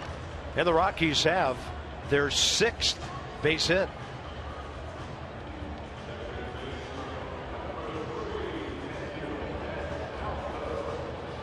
See, that's what you have to deal with, I think, more than the home run at Coors Field, is all the room for bloopers to drop.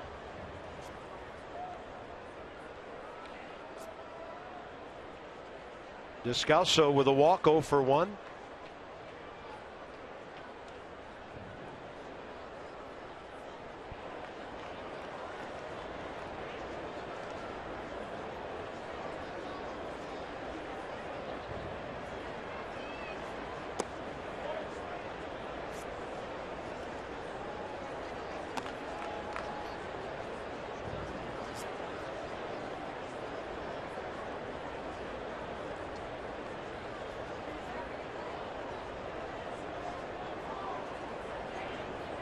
Desmond Rendon, the double play combination tonight.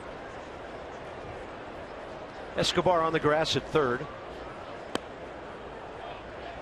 It's a good pitch. He's pitching for the ground ball. Trying to keep it down. Went below the strike zone. Fish ain't biting.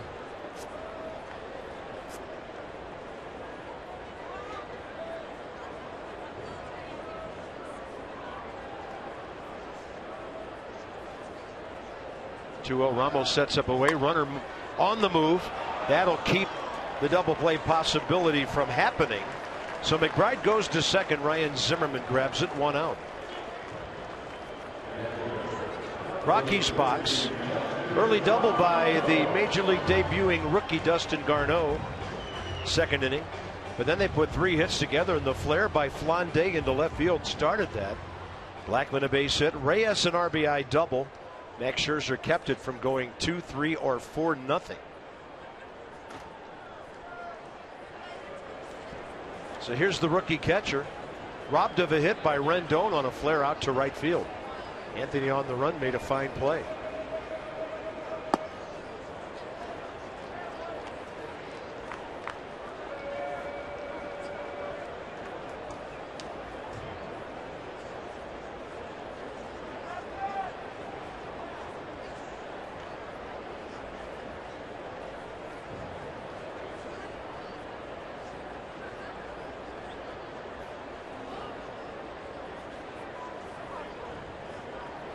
See that a lot. Time requested and given against Max Scherzer with a runner aboard, even at second.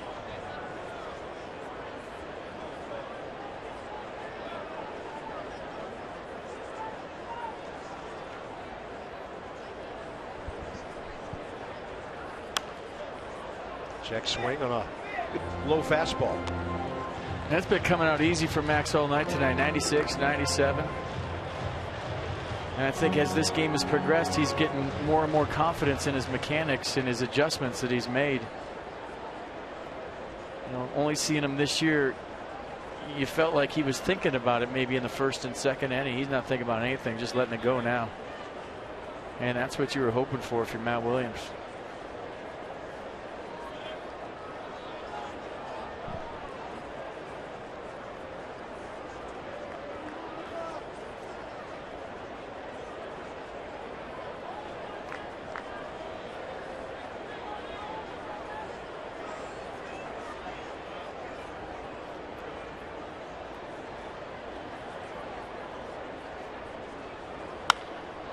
And this ball into right. It'll back up Bryce Harper.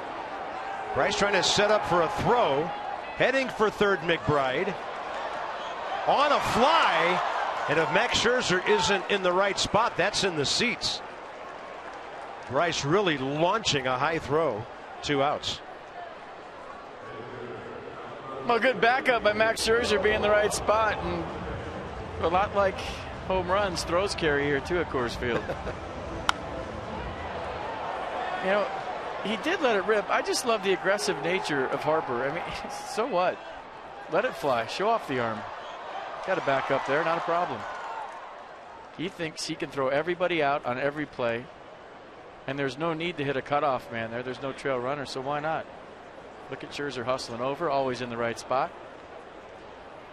And he made the play. Yes, he did. Here's Flande, who tried to bunt with a runner at third, first time up tonight.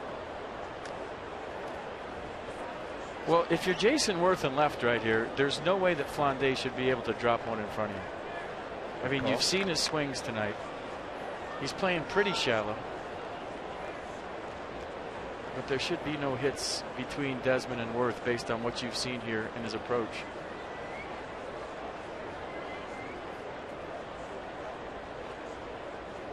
He's going to swing. Gets it by the mound. Desmond, and safe at first. Flande puts the ball in play, and he's the main cog of the Rockies offense tonight.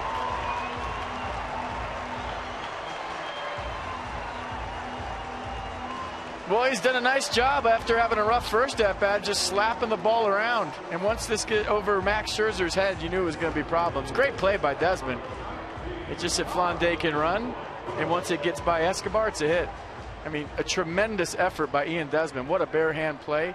I mean, throwing while he's diving, but look at Flande. He got out of the box. Kind of like Ichiro right there, swinging and running at the same time for a 2-out RBI single. Blackman the hitter. Flande's second big league RBI, first this year. Felipe Rivero in the Nats bullpen.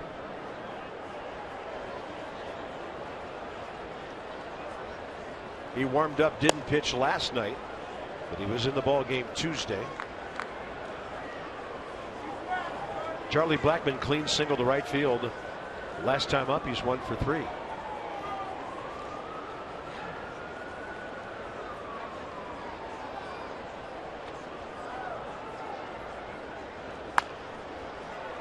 And Tapper out to short. Ian Desmond guns him down. Well, the Rockies chipping away tonight. Now the Nats need to get something going. Down 2-0 into the 7th.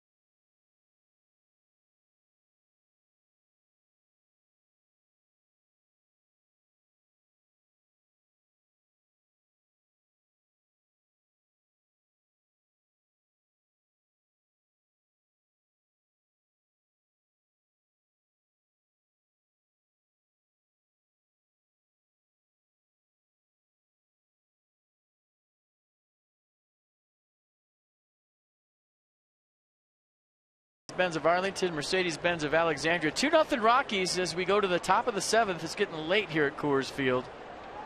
And Johan Flande, but look at this right here. That's the one you're hoping somehow to get into their bullpen, or just to figure out Johan Flande. He's a guy that's 0-2 with a 6.57 and 7 career starts here at Coors Field, but for whatever reason tonight he's figured it out. He's been the star on the mound. He's been the star in the batter's box. Jose Reyes in the 5th inning, a double down the right field line. That would score Flande, who blooped one into left field after there was 1 out in the inning. So that was 1-0, and then Flande just drove in Matt McBride with an infield single to make it 2-0.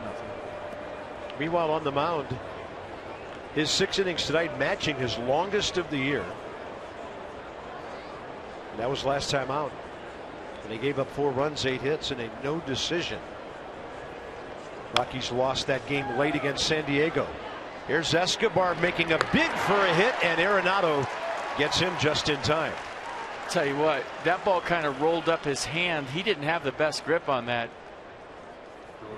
Usually he's really good at finding the 2 seams once he bare hands a ball, switching in his hand. But watch this kind of roll up his hand.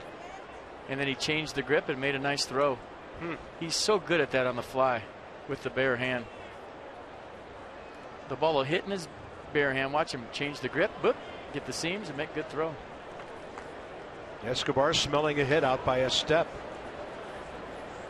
Ian Desmond takes one in there.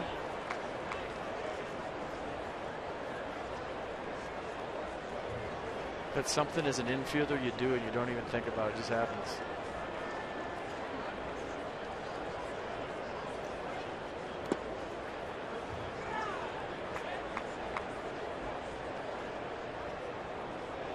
Flande first 6 innings, 74 pitches, 45 strikes. Target in. Kind of a golfing swing by Ian Desmond. 1-2, try to go down and dig one out.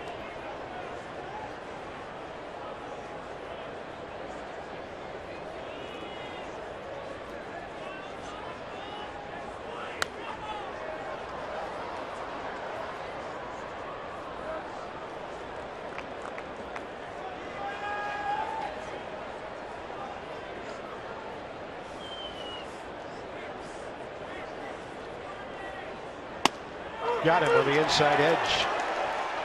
Just like the pitch he threw to Michael A. Taylor back in the 5th inning for strikeout number 4. Nissan tracks number 5. Well, it looked like the same pitch that Michael A. Taylor got rung up on. And Ian Desmond didn't like the call, but Lance Barksdale's been calling the inside cutter from Johan Flande with 2 strikes all night. Ryan Zimmerman 0 for 1 with a walk.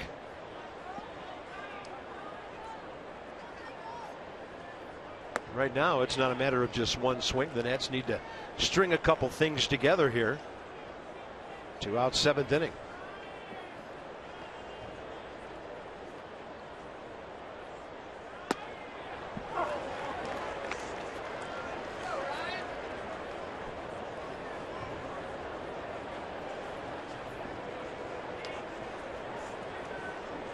Pretty economical outing right now.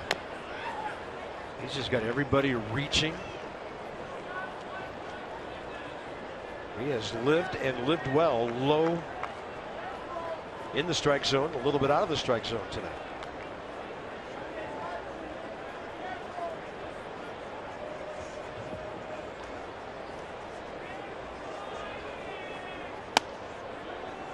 Two balls, 2 strikes.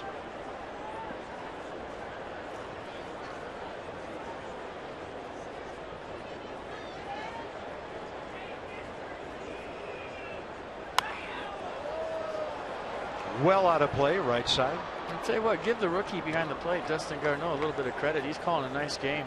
It's been away early, then soft early, and then the cutter hard in late. Hasn't really got into a pattern back there, and these two are in sync.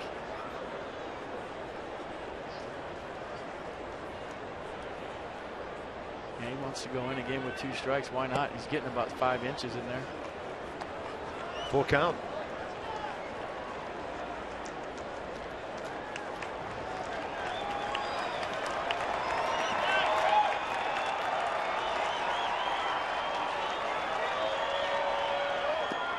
And Ryan Zimmerman will walk for the 2nd time. So Flande, 3rd walk of the evening. Up to Michael A. Taylor now here in the 7th.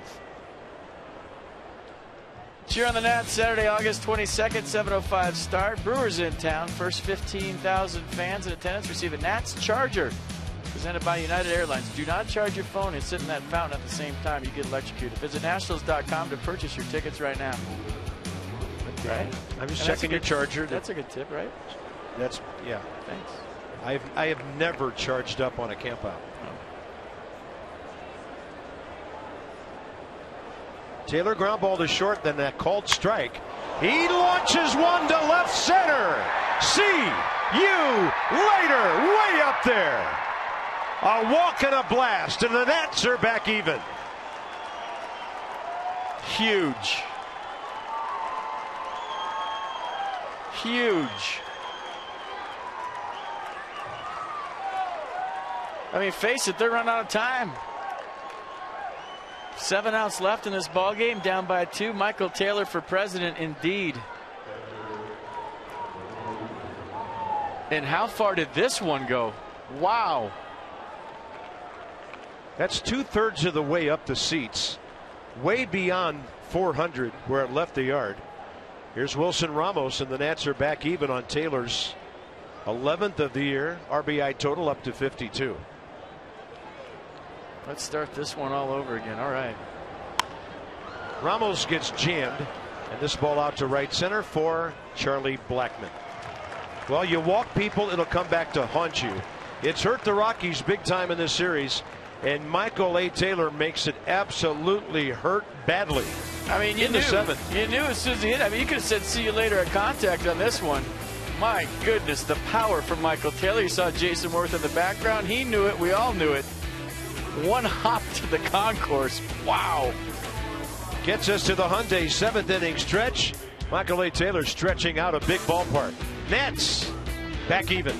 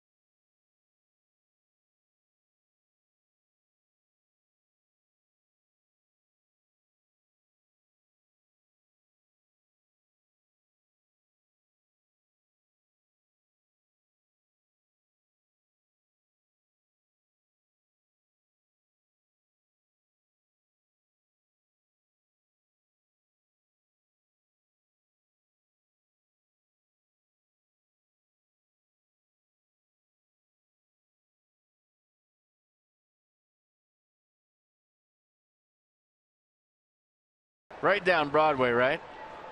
And Michael Taylor trying to hit this one all the way back to D.C. Wow. And just like that, we got a new ball game, folks. Clutch once again. Michael Taylor's been clutch all year. Up to Max Scherzer now, shutdown inning. I mean, it seems like anybody can run for president. Why not? Depends on the party. 106, and it went about 466. Reyes 1 for 2, an RBI double last time up.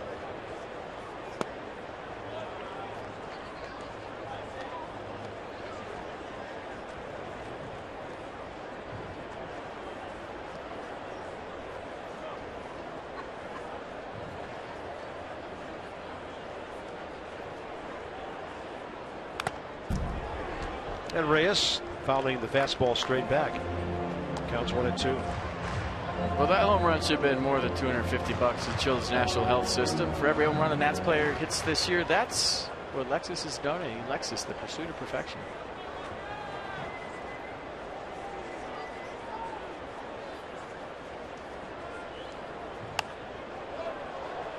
Well, Scherzer gave Ramos the fastball right where he wanted it. Jose Reyes able to foul it away. Felipe Rivero now joined by Blake Trinan. Nats bullpen didn't have to do a whole lot last night. Jansen and Papelbon 2 scoreless innings and hitless innings. It took 17 pitches for the two of them combined. 2 balls, 2 strikes. Scherzer to Reyes. Max started this inning on 95 pitches. So right at 100 now. Statcast is saying 493 feet. Oh my. And that could be the longest home run of the season. Sorry, I thought I'd play it. 493. 493. Where's Bryce's reaction? I want to see his face. I mean, if he did that on Ian Desmond's 477, what did he do on that?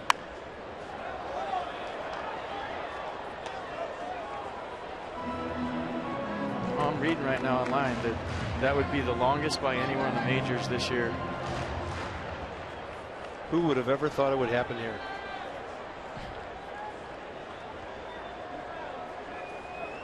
Reyes tough at bat here. He'll line one out to center. Here comes Taylor, but the ball falls in front of him.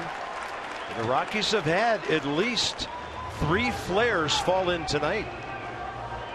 Jose Reyes been a thorn in Max Scherzer's side, and here comes Matt Williams. Is that going to do it for Max Scherzer tonight? Check out this conversation. He's already called for the left-hander. He wants Felipe Rivero against Carlos Gonzalez.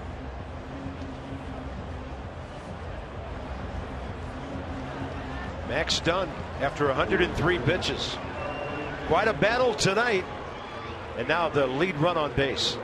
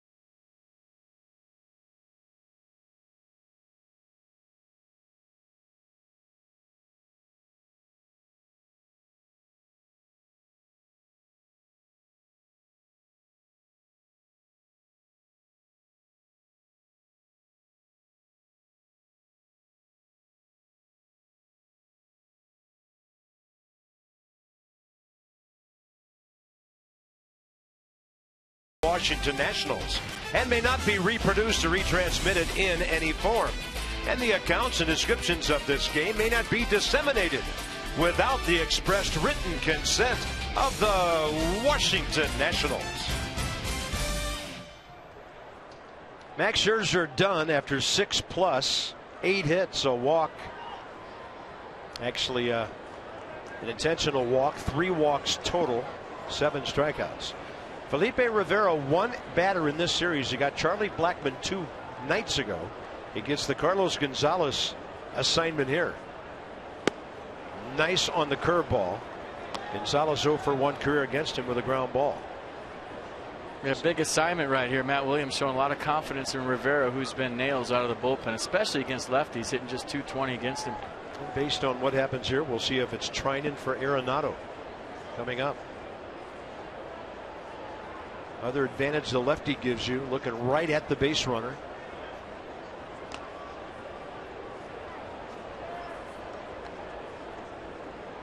(103 pitches), 69 strikes for Max.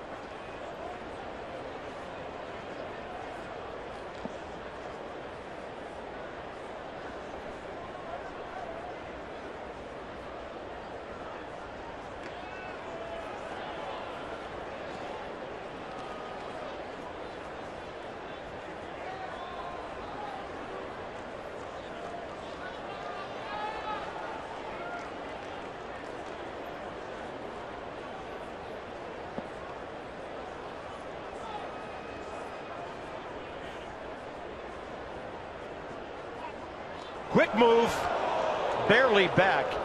And you can see the umpire, Quinn Wolcott, he could see how close that play was as well. Matt Williams had a question, so that means they might look at it. I think you would have seen a different reaction from Ryan Zimmerman. Oh, you saw a little ooh there. Here we go. That's worth taking a look at, definitely.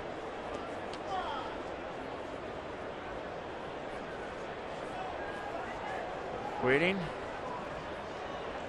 Is this tantalizing? No. No? This is tense. Still waiting. We're looking. I say take your time, man. You get pennant race. Look at it as many times you want in the clubhouse. Who cares? If there's no time limit, why not? Get home at 6 in the morning or 7 in the morning. Who cares? Look. It's a big. Nats won a challenge. All right. What do you got here? Is that enough evidence? They might have some different looks in New York. Eric Young, Ryan Zimmerman, Jose Reyes. I'll tell you what, I didn't know that Felipe Rivera had a step-off move like that. I don't think he's shown it. That might have surprised Reyes. It's a pretty good look right here. What do you got?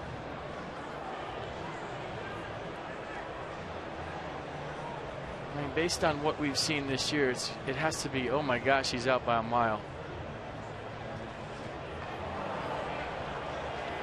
What you would call a tepid reaction by the crowd.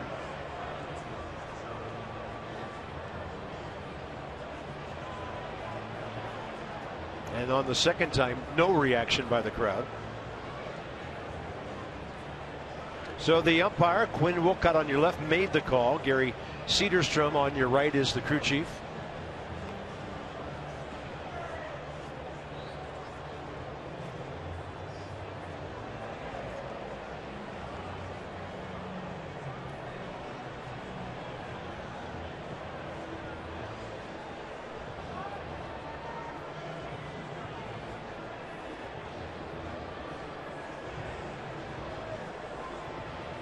This one might take a while, already has.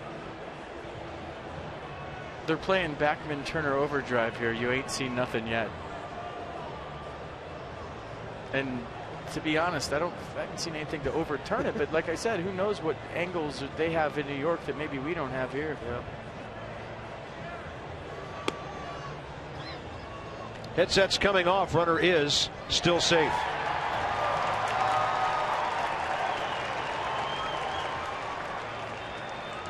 I just think it was too inconclusive, and maybe they got him, but there's no real angle to show if Ryan hit Jose's hand before it got to the base.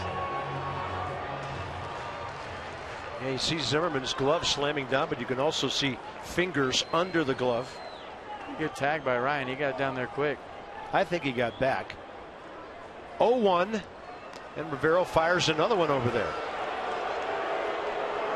Now the challenge is coming from the pitcher. The count is 0-1.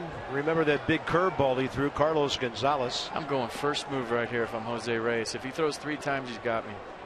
Gamble and go. Holding, and that one's outside. 1-1. Only thing is, you also want to keep that hole open for Carlos Gonzalez between Ryan Zimmerman and Anthony Rendon. With a lefty up there, tie game late, you usually hang out.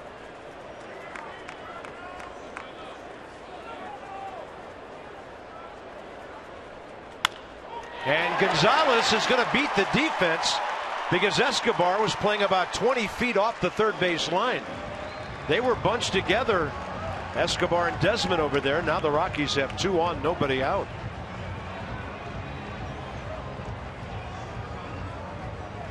Yeah, nice job of going with it. Kind of strange they had Escobar playing Carlos Gonzalez so far to pull against a guy that throws upper 90s left on left. Yeah. It'll be Blake Trinan for Nolan Arenado. 2-2 game.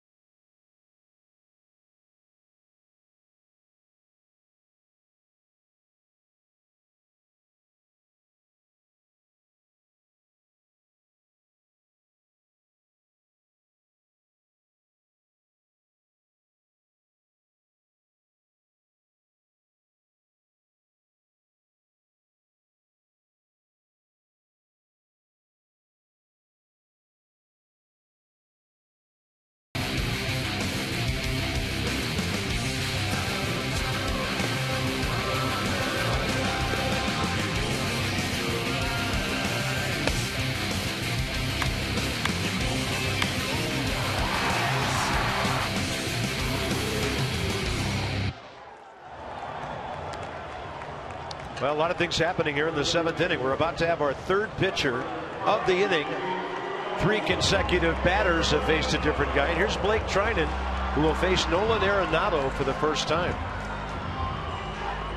Well, needless to say, huge situation. Matt Williams going with a 2-seam fastball against Arenado. Guy that likes to get extended, go the other way.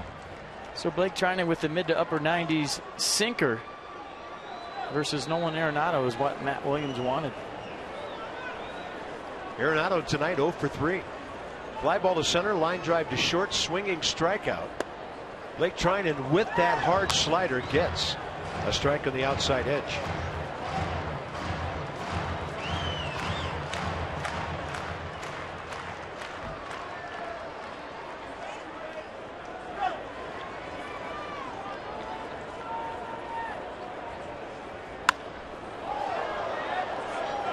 That was 97 and a good hitter way late.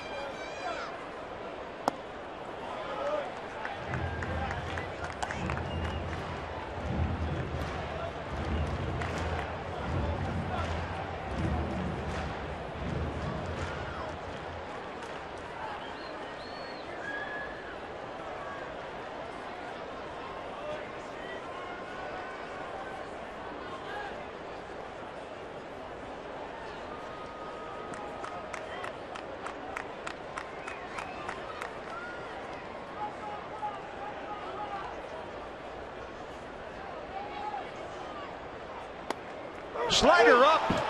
Arenado knew he'd been had, and he was on his way out of the box in a hurry. What a pitch by Blake Trinan.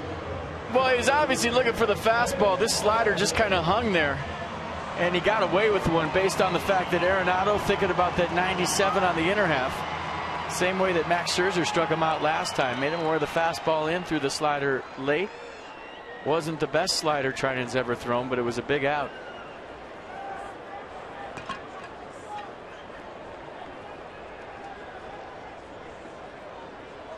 Then Paulson. And this is where Blake has had his difficulties this year, if you will, against left-handers.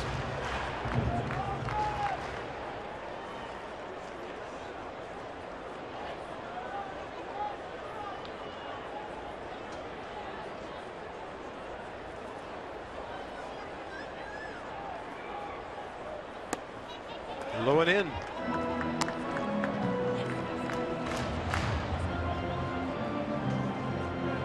Jose Reyes led off the inning with a flare out to left center. Carlos Gonzalez, hard ground ball single to left.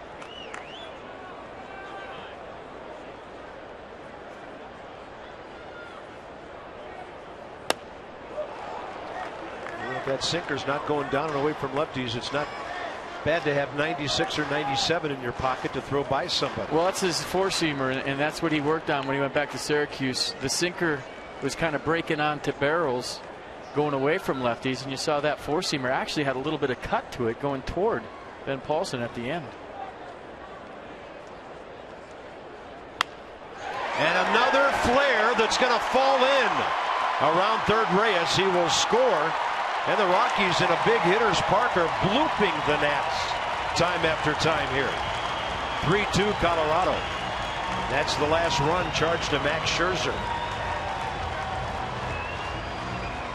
Well, did a nice job of getting inside this ball and fighting it back up the middle.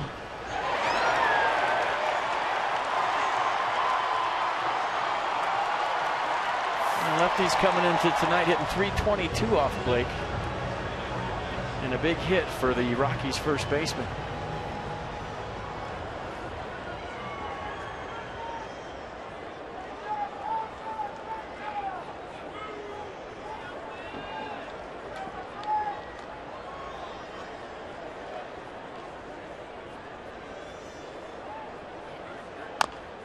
This bouncing ball right side and foul off the bat of Matt McBride.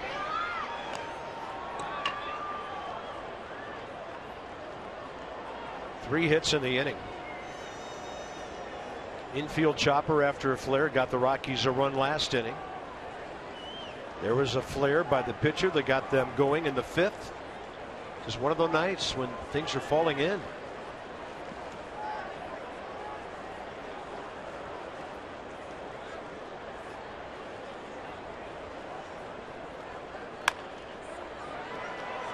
Escobar in front of Desmond the short way, and Anthony Rendon had to reach to his left to grab it for the 2nd out.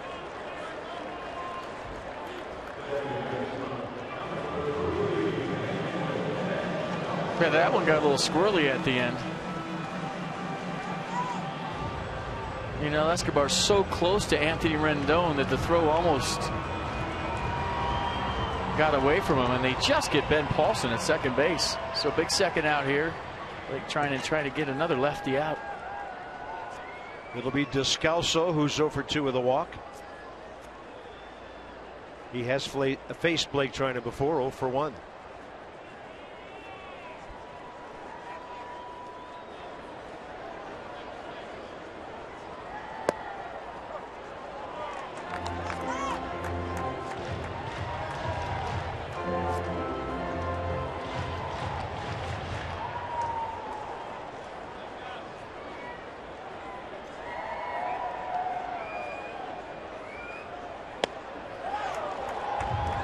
Good slider, 88.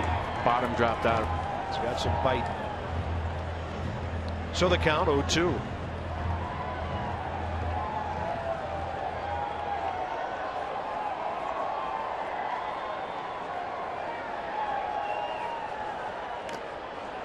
And another one, but Descalso just got a piece of it.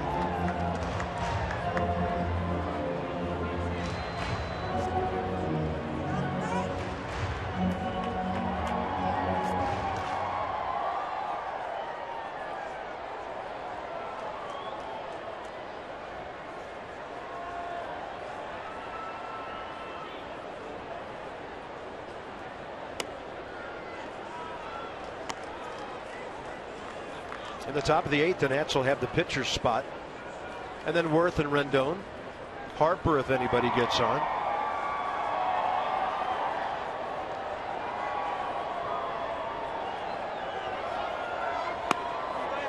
And that slider kind of backed up a little bit, stayed outside.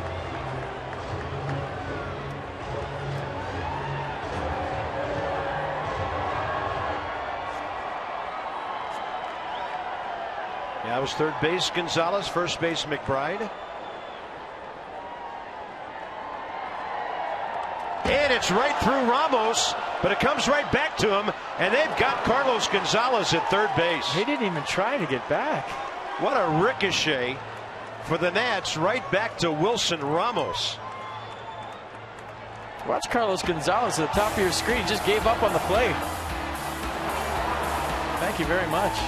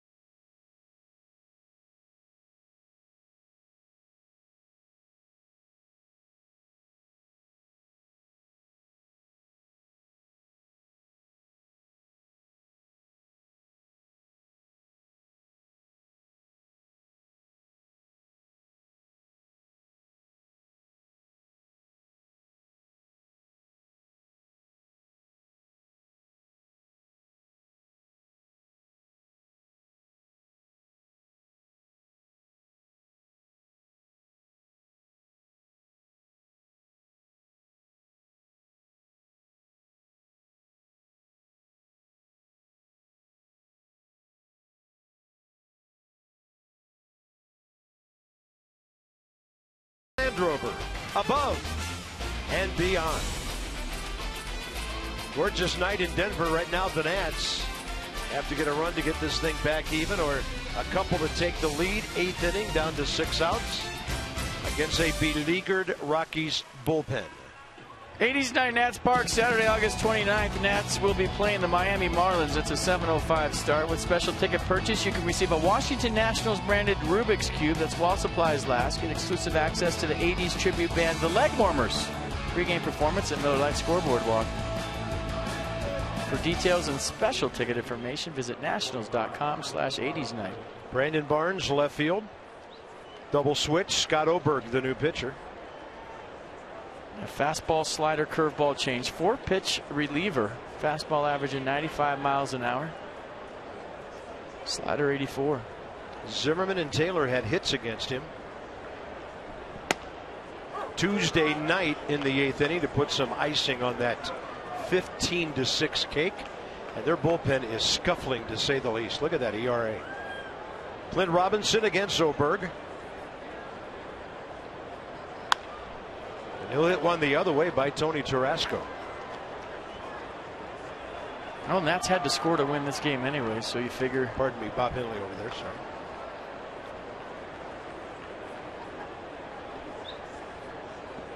Yeah, no ties on the road, huh?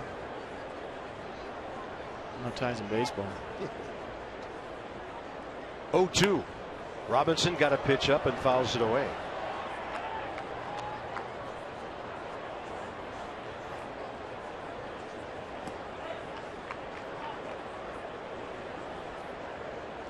Only lefty they have is Christian Friedrich. Tommy Kahnle, the righty. Clint Robinson doesn't bite in that low breaking ball.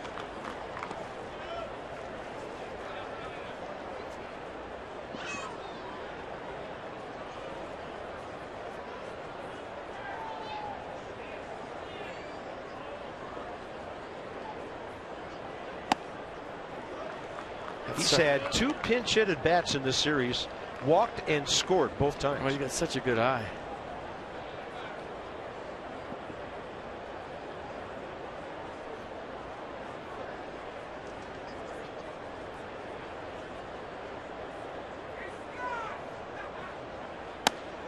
Now it's 3-2.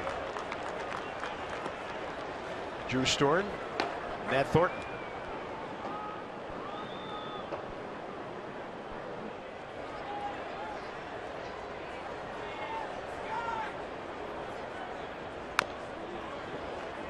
Sometimes Clint walks because he keeps an AB alive long enough to get that base on balls.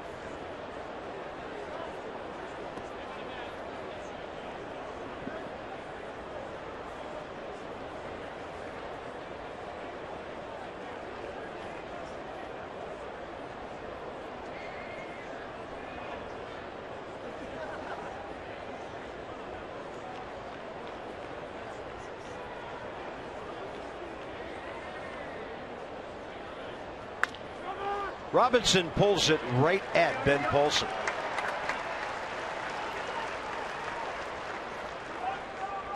Next two, Worth and Rendon.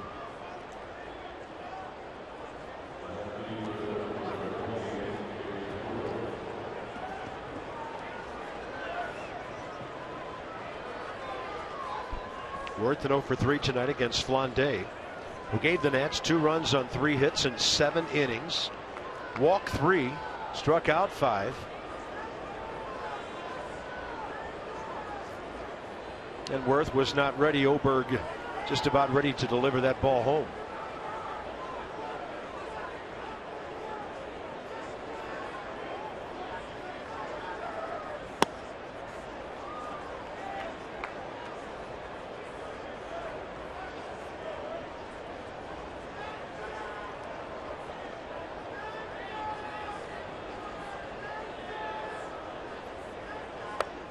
That slider up further than the first one, and the count's even 1-1.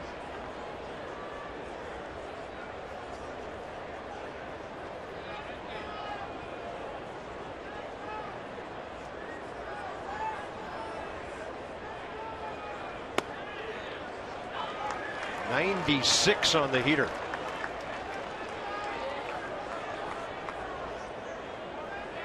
Did he call it or did he say swing? Because he definitely didn't go. So that had to be a called strike, and I think that's what Jason Worth was asking Lance Barksdale. High fly ball, right field, in the air a while, and Carlos Gonzalez steals at least one bag and maybe two from Jason Worth. Well, it's definitely two bases if it drops. So maybe making up for that base running blunder, Carlos Gonzalez just lays out for this one, and in a place where you see these drop all the time, Gonzalez going full speed for that one, laying out, and what a play by the Rockies right fielder. Yeah, they're playing Superman right now. That's appropriate.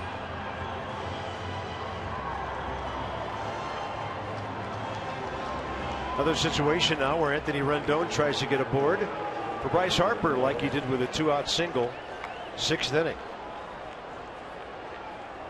Rendon facing Oberg for the first time.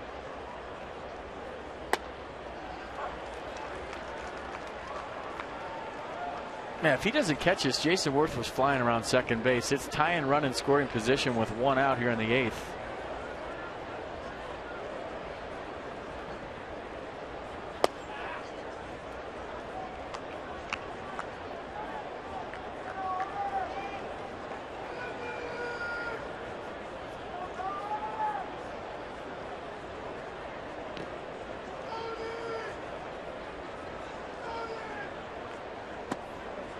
Two and one. Had a nice night to play. Hit the ball hard all 3 times, 1 for 3. Bullet to first his first time up. Fly ball to deep right his second time up. Singled his third.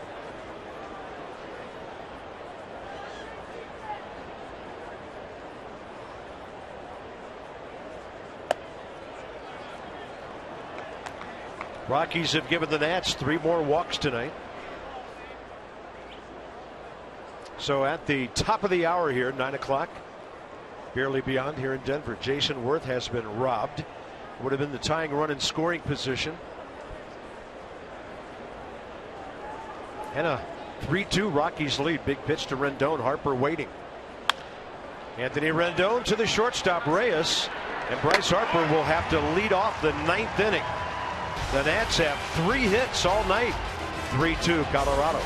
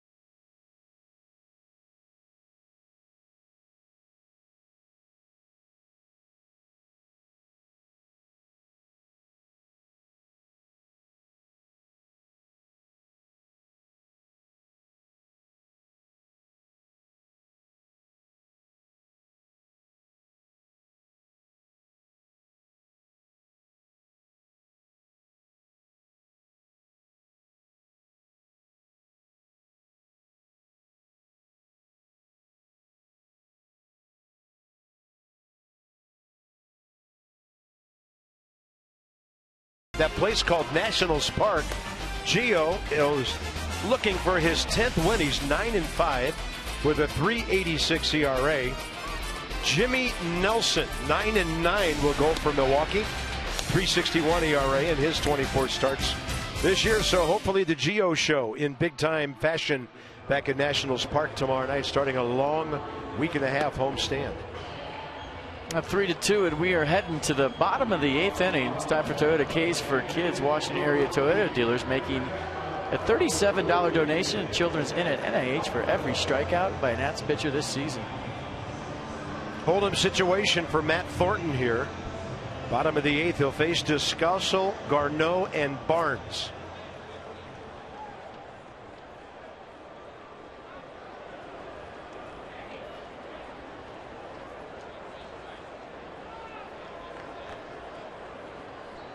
First time these two lefties face each other. It's a chopper out to Anthony Rendon. 1 pitch, 1 out. All right, here's your T-Mobile fan photo. Tim Allison staying up late with us. Thanks. Tweet your strongest fan photo to hashtag NatsCouchCam. You might see yourself in a pond with fountains in it sometime.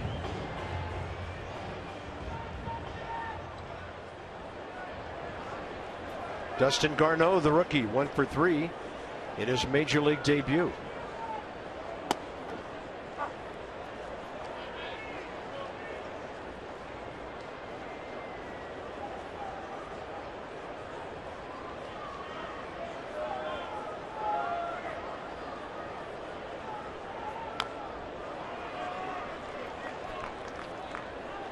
Three pitches, 3 strikes.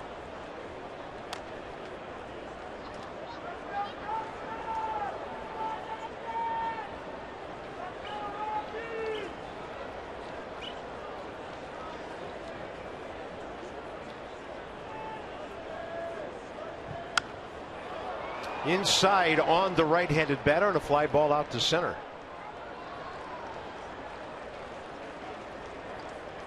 Celebrating an amazing end of the summer at the Fitz.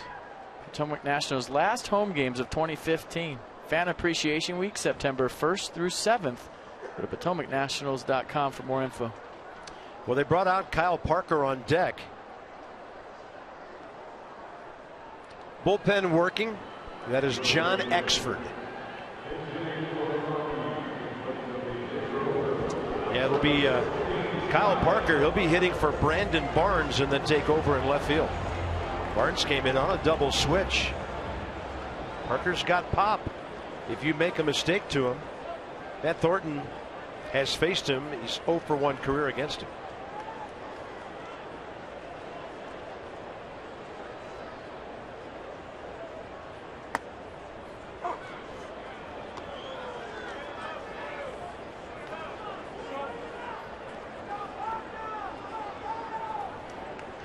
Parker 1 for 3 as a pinch hitter.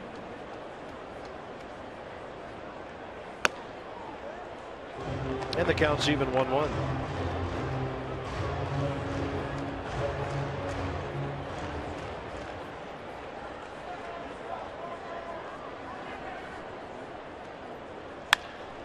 And a ball hit hard. Ian Desmond got behind it. Great inning from Matt Thornton. So now it's Bryce Harper and John Exford. Bryce finally sees a right-hander. Top of the 9th, straight ahead.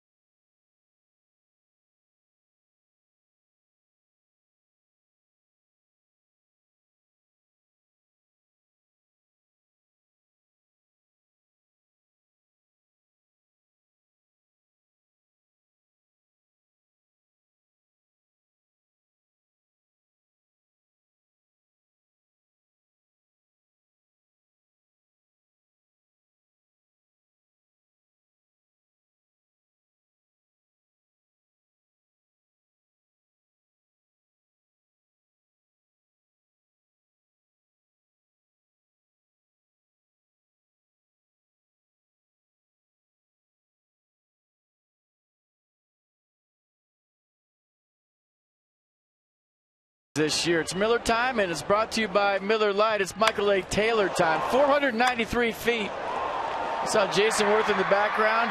One of the furthest home runs I've seen here at Coors Field, and the longest tater of the year. Michael A. Tater for president. Did anybody up there think they were getting a souvenir tonight? No way. So here we are, top of the 9th inning. John Axford is the Milwaukee, or rather used to be the Milwaukee, now the Colorado closer. He has 16 saves on the year. And he'll have to face this Honda do-up in Harper, Escobar, and Desmond. And what they've done in this series, these guys have combined 12 hits.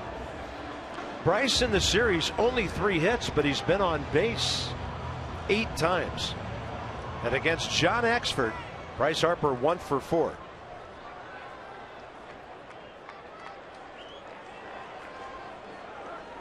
Well, you take him on base right here any way you can. Everyone at home probably think about a home run, but Nats need some base runners. Axford's got a good fastball. It averages 95. Righties hitting 302, lefties 229. You'd think it'd be the opposite.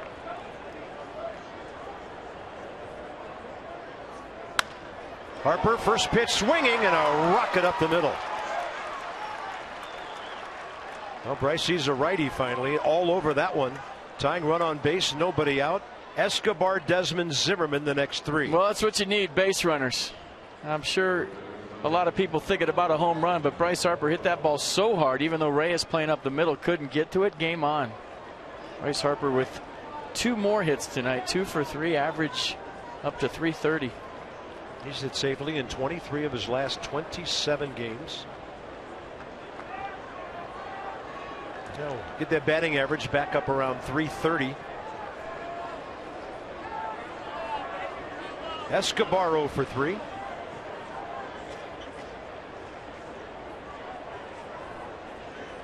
And career 0 for 2 against Axford, including 1 at bat in this series. So the Nats trying to make something happen early in the count here.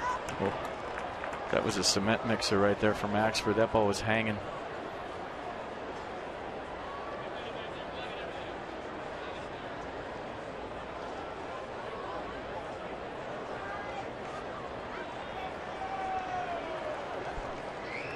You see the Rockies outfield, especially Carlos Gonzalez. He's playing no doubles. He has to. What does that mean? Well, a ground ball through the infield, the right side. Bryce Harper stand on third.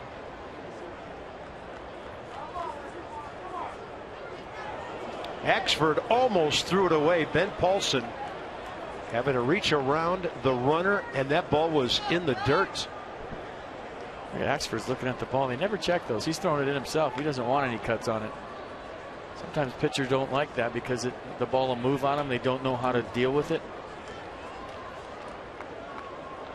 Yeah, Bryce would have been standing on third.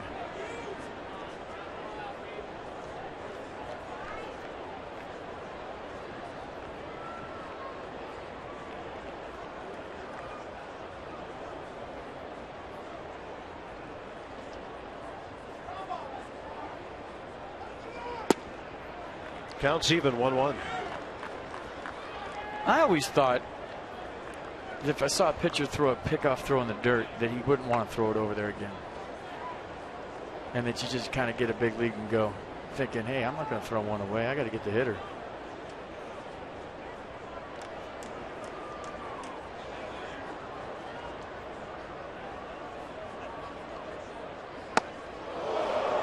Do the limbo.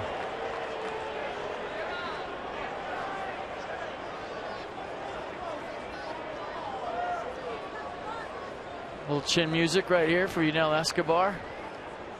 And he does do the limbo. Yeah. Ian Desmond in the background did not have to. He was timing that pitch like we've seen him do throughout this series. He's acting like he's in the box right now.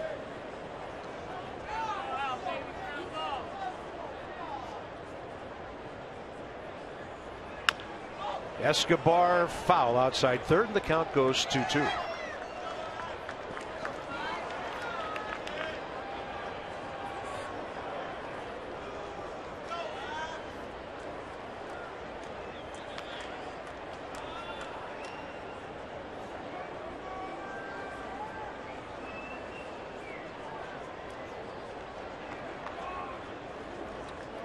3-2 ball game, top of the ninth. Rockies have out hit the Nats 10-4.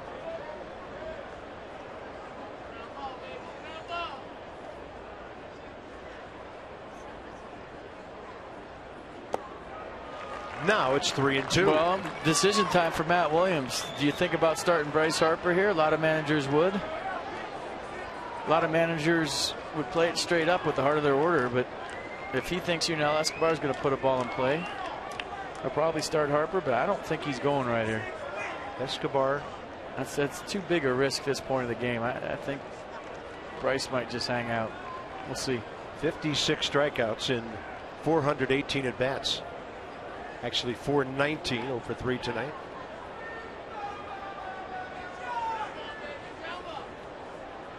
(3-2). Harper holds and Escobar out of play.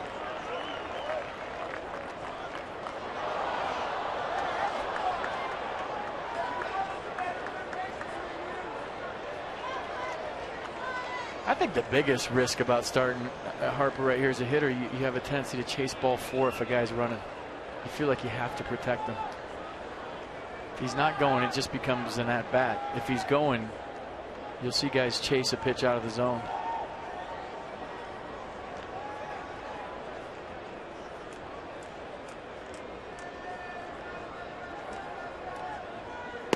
Breaking ball, and Axford drops a curve in there.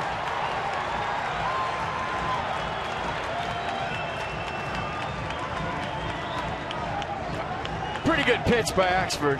He wasn't looking for the 3-2 slider, and that's exactly what he went with, and it just caught the inside corner according to pitch track. More importantly, according to Lance Barksdale, who's called that side of the plate all night long. 1 out. Next up, Ian Desmond. Looking for his first career hit against Axford, 0 for 6.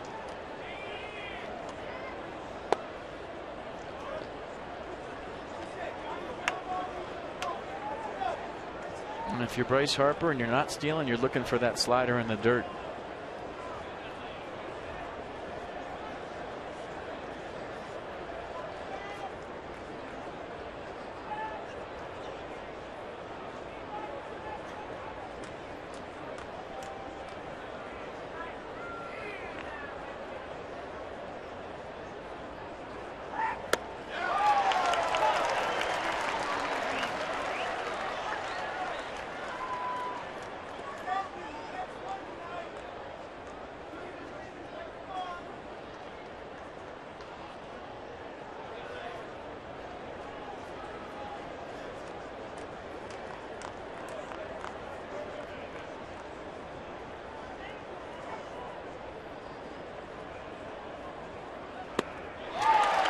.96 from John Axford.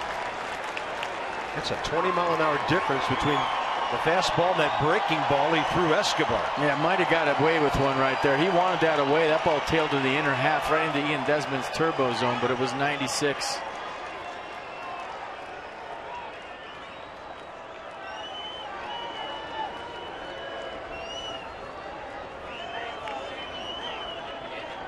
Gotta have contact here.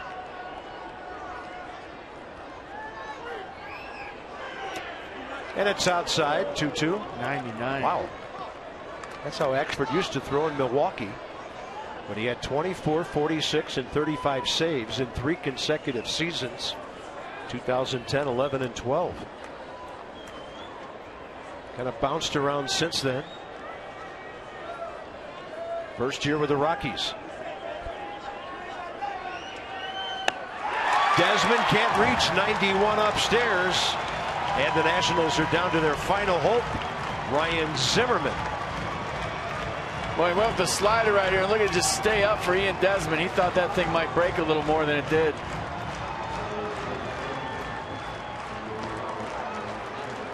Ryan Zimmerman, great success against Axford. 3 for 6 career. Including an RBI hit going the other way in the 9th inning last night. Axford came in to get some work. Nats got a run off him on a couple of hits. And Ryan had a drive the ball cut on that one.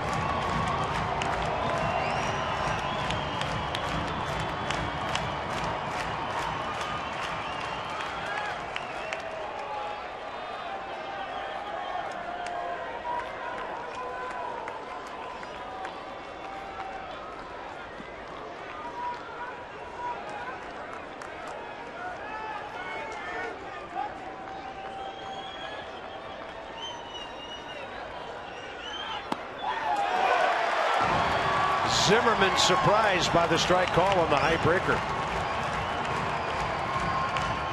Yeah, like I've said a million times, Barksdale's liking the inner half of the plate tonight, the righties. I don't know if Ryan thought that was in or up.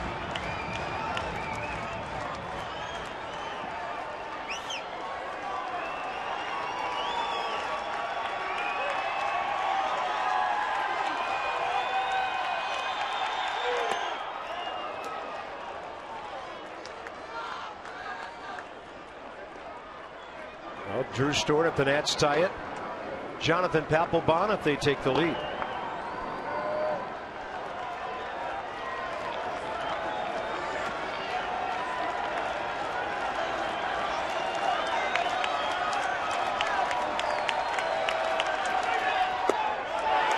Close and no swing. On the appeal down to Quinn Wolcott. Let me check it out from the side. Not even close. I thought it was going to be closer than that, honestly. That wasn't close.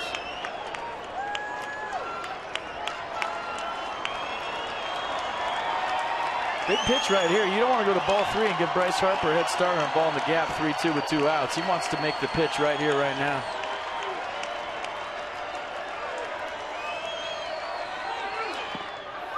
Zimmerman held up again on a breaking ball in the dirt. Look how deep the Rockies outfield is. Carlos Gonzalez almost on the warning track. Barnes almost on the warning track.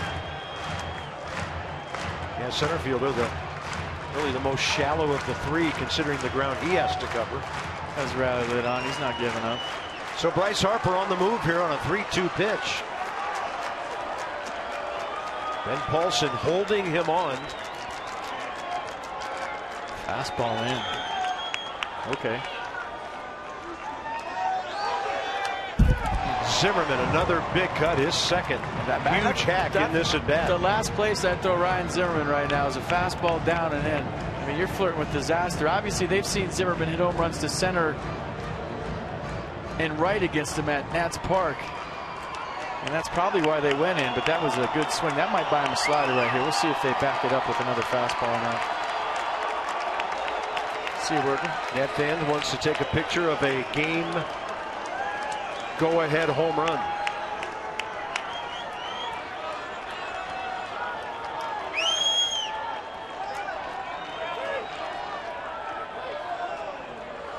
Had an evil thought, had to step off.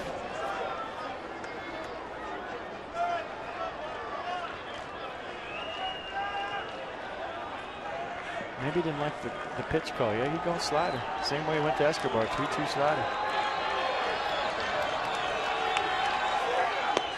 Ryan Zimmerman, a fantastic at bat. So the lead runs on. And here comes Michael A. Taylor again, who hit one a Colorado mile last time up.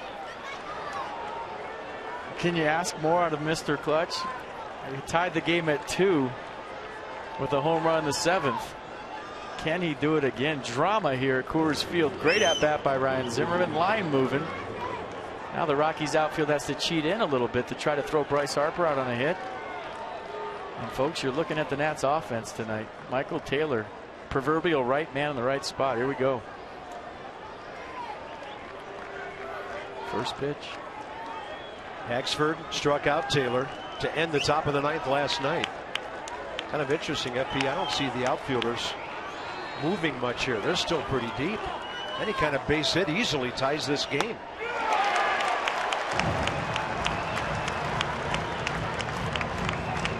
But Michael's got to make some contact here.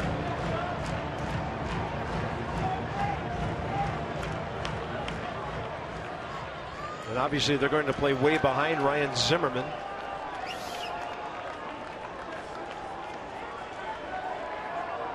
Taylor, 3 hits in the series, 3 RBIs.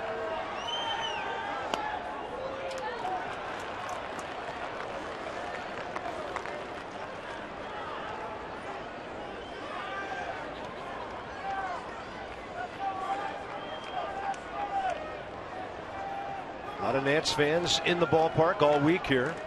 I mean, the old saying as a closer is you got to be beat with your best pitch. And it's been apparent that Axford's best pitch tonight is 99. I mean, he threw a good 3-2 slider to Escobar, but the rest of them have kind of been spinning up there. You'd think he's going to challenge Taylor. We'll see. 132 career saves for this right-hander. And Taylor had a big swing at a slider that was kind of sitting there. I mean, he's throwing, his slider's not sliding.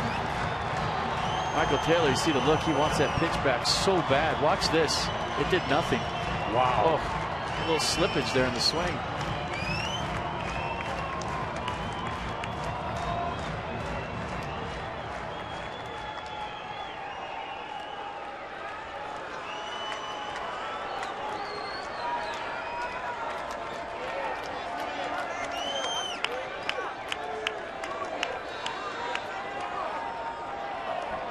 Leadoff single by Harper after strikeouts to Escobar and Desmond. Ryan Zimmerman, one of his best ABs for a walk lately. He's walked 3 times tonight. And now the battle comes down to a 1-2 pitch. Taylor from Axford.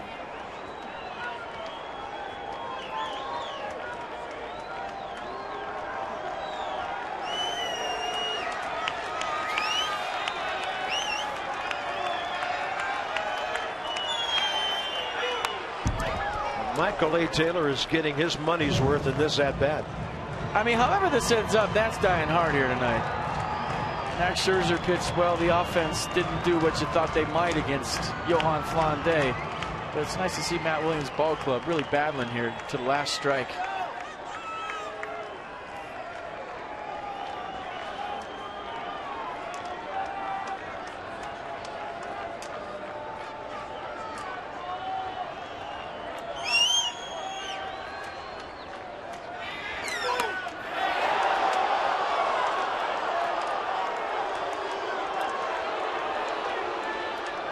Fans have been standing for about 12 minutes here trying to get this last out. The Nats trying to sweep the series. I mean, after that last slider he hung, I don't know if he'll throw it again. I really don't. And that's the way you think as a hitter. Does he want to hang another slider? He shook right there. And Michael Taylor's seen enough. He's going to step out.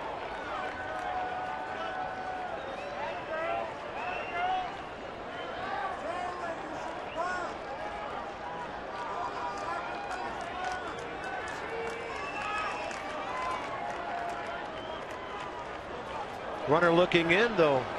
Get together the veteran closer and the rookie catcher in his first game in the big leagues tonight. Axford's been around. I don't know if he has great confidence in that slider. Maybe that's what Garneau called and he said, let's go with the heat.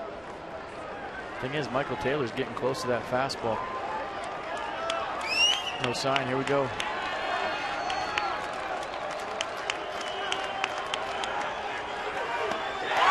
He gets Taylor with the high fastball.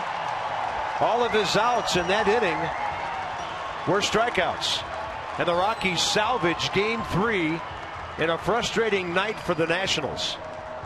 A chance to sweep the series. A bunch of Colorado Flares fell in for hits tonight, and the Rockies hold on to beat the Nats 3-2.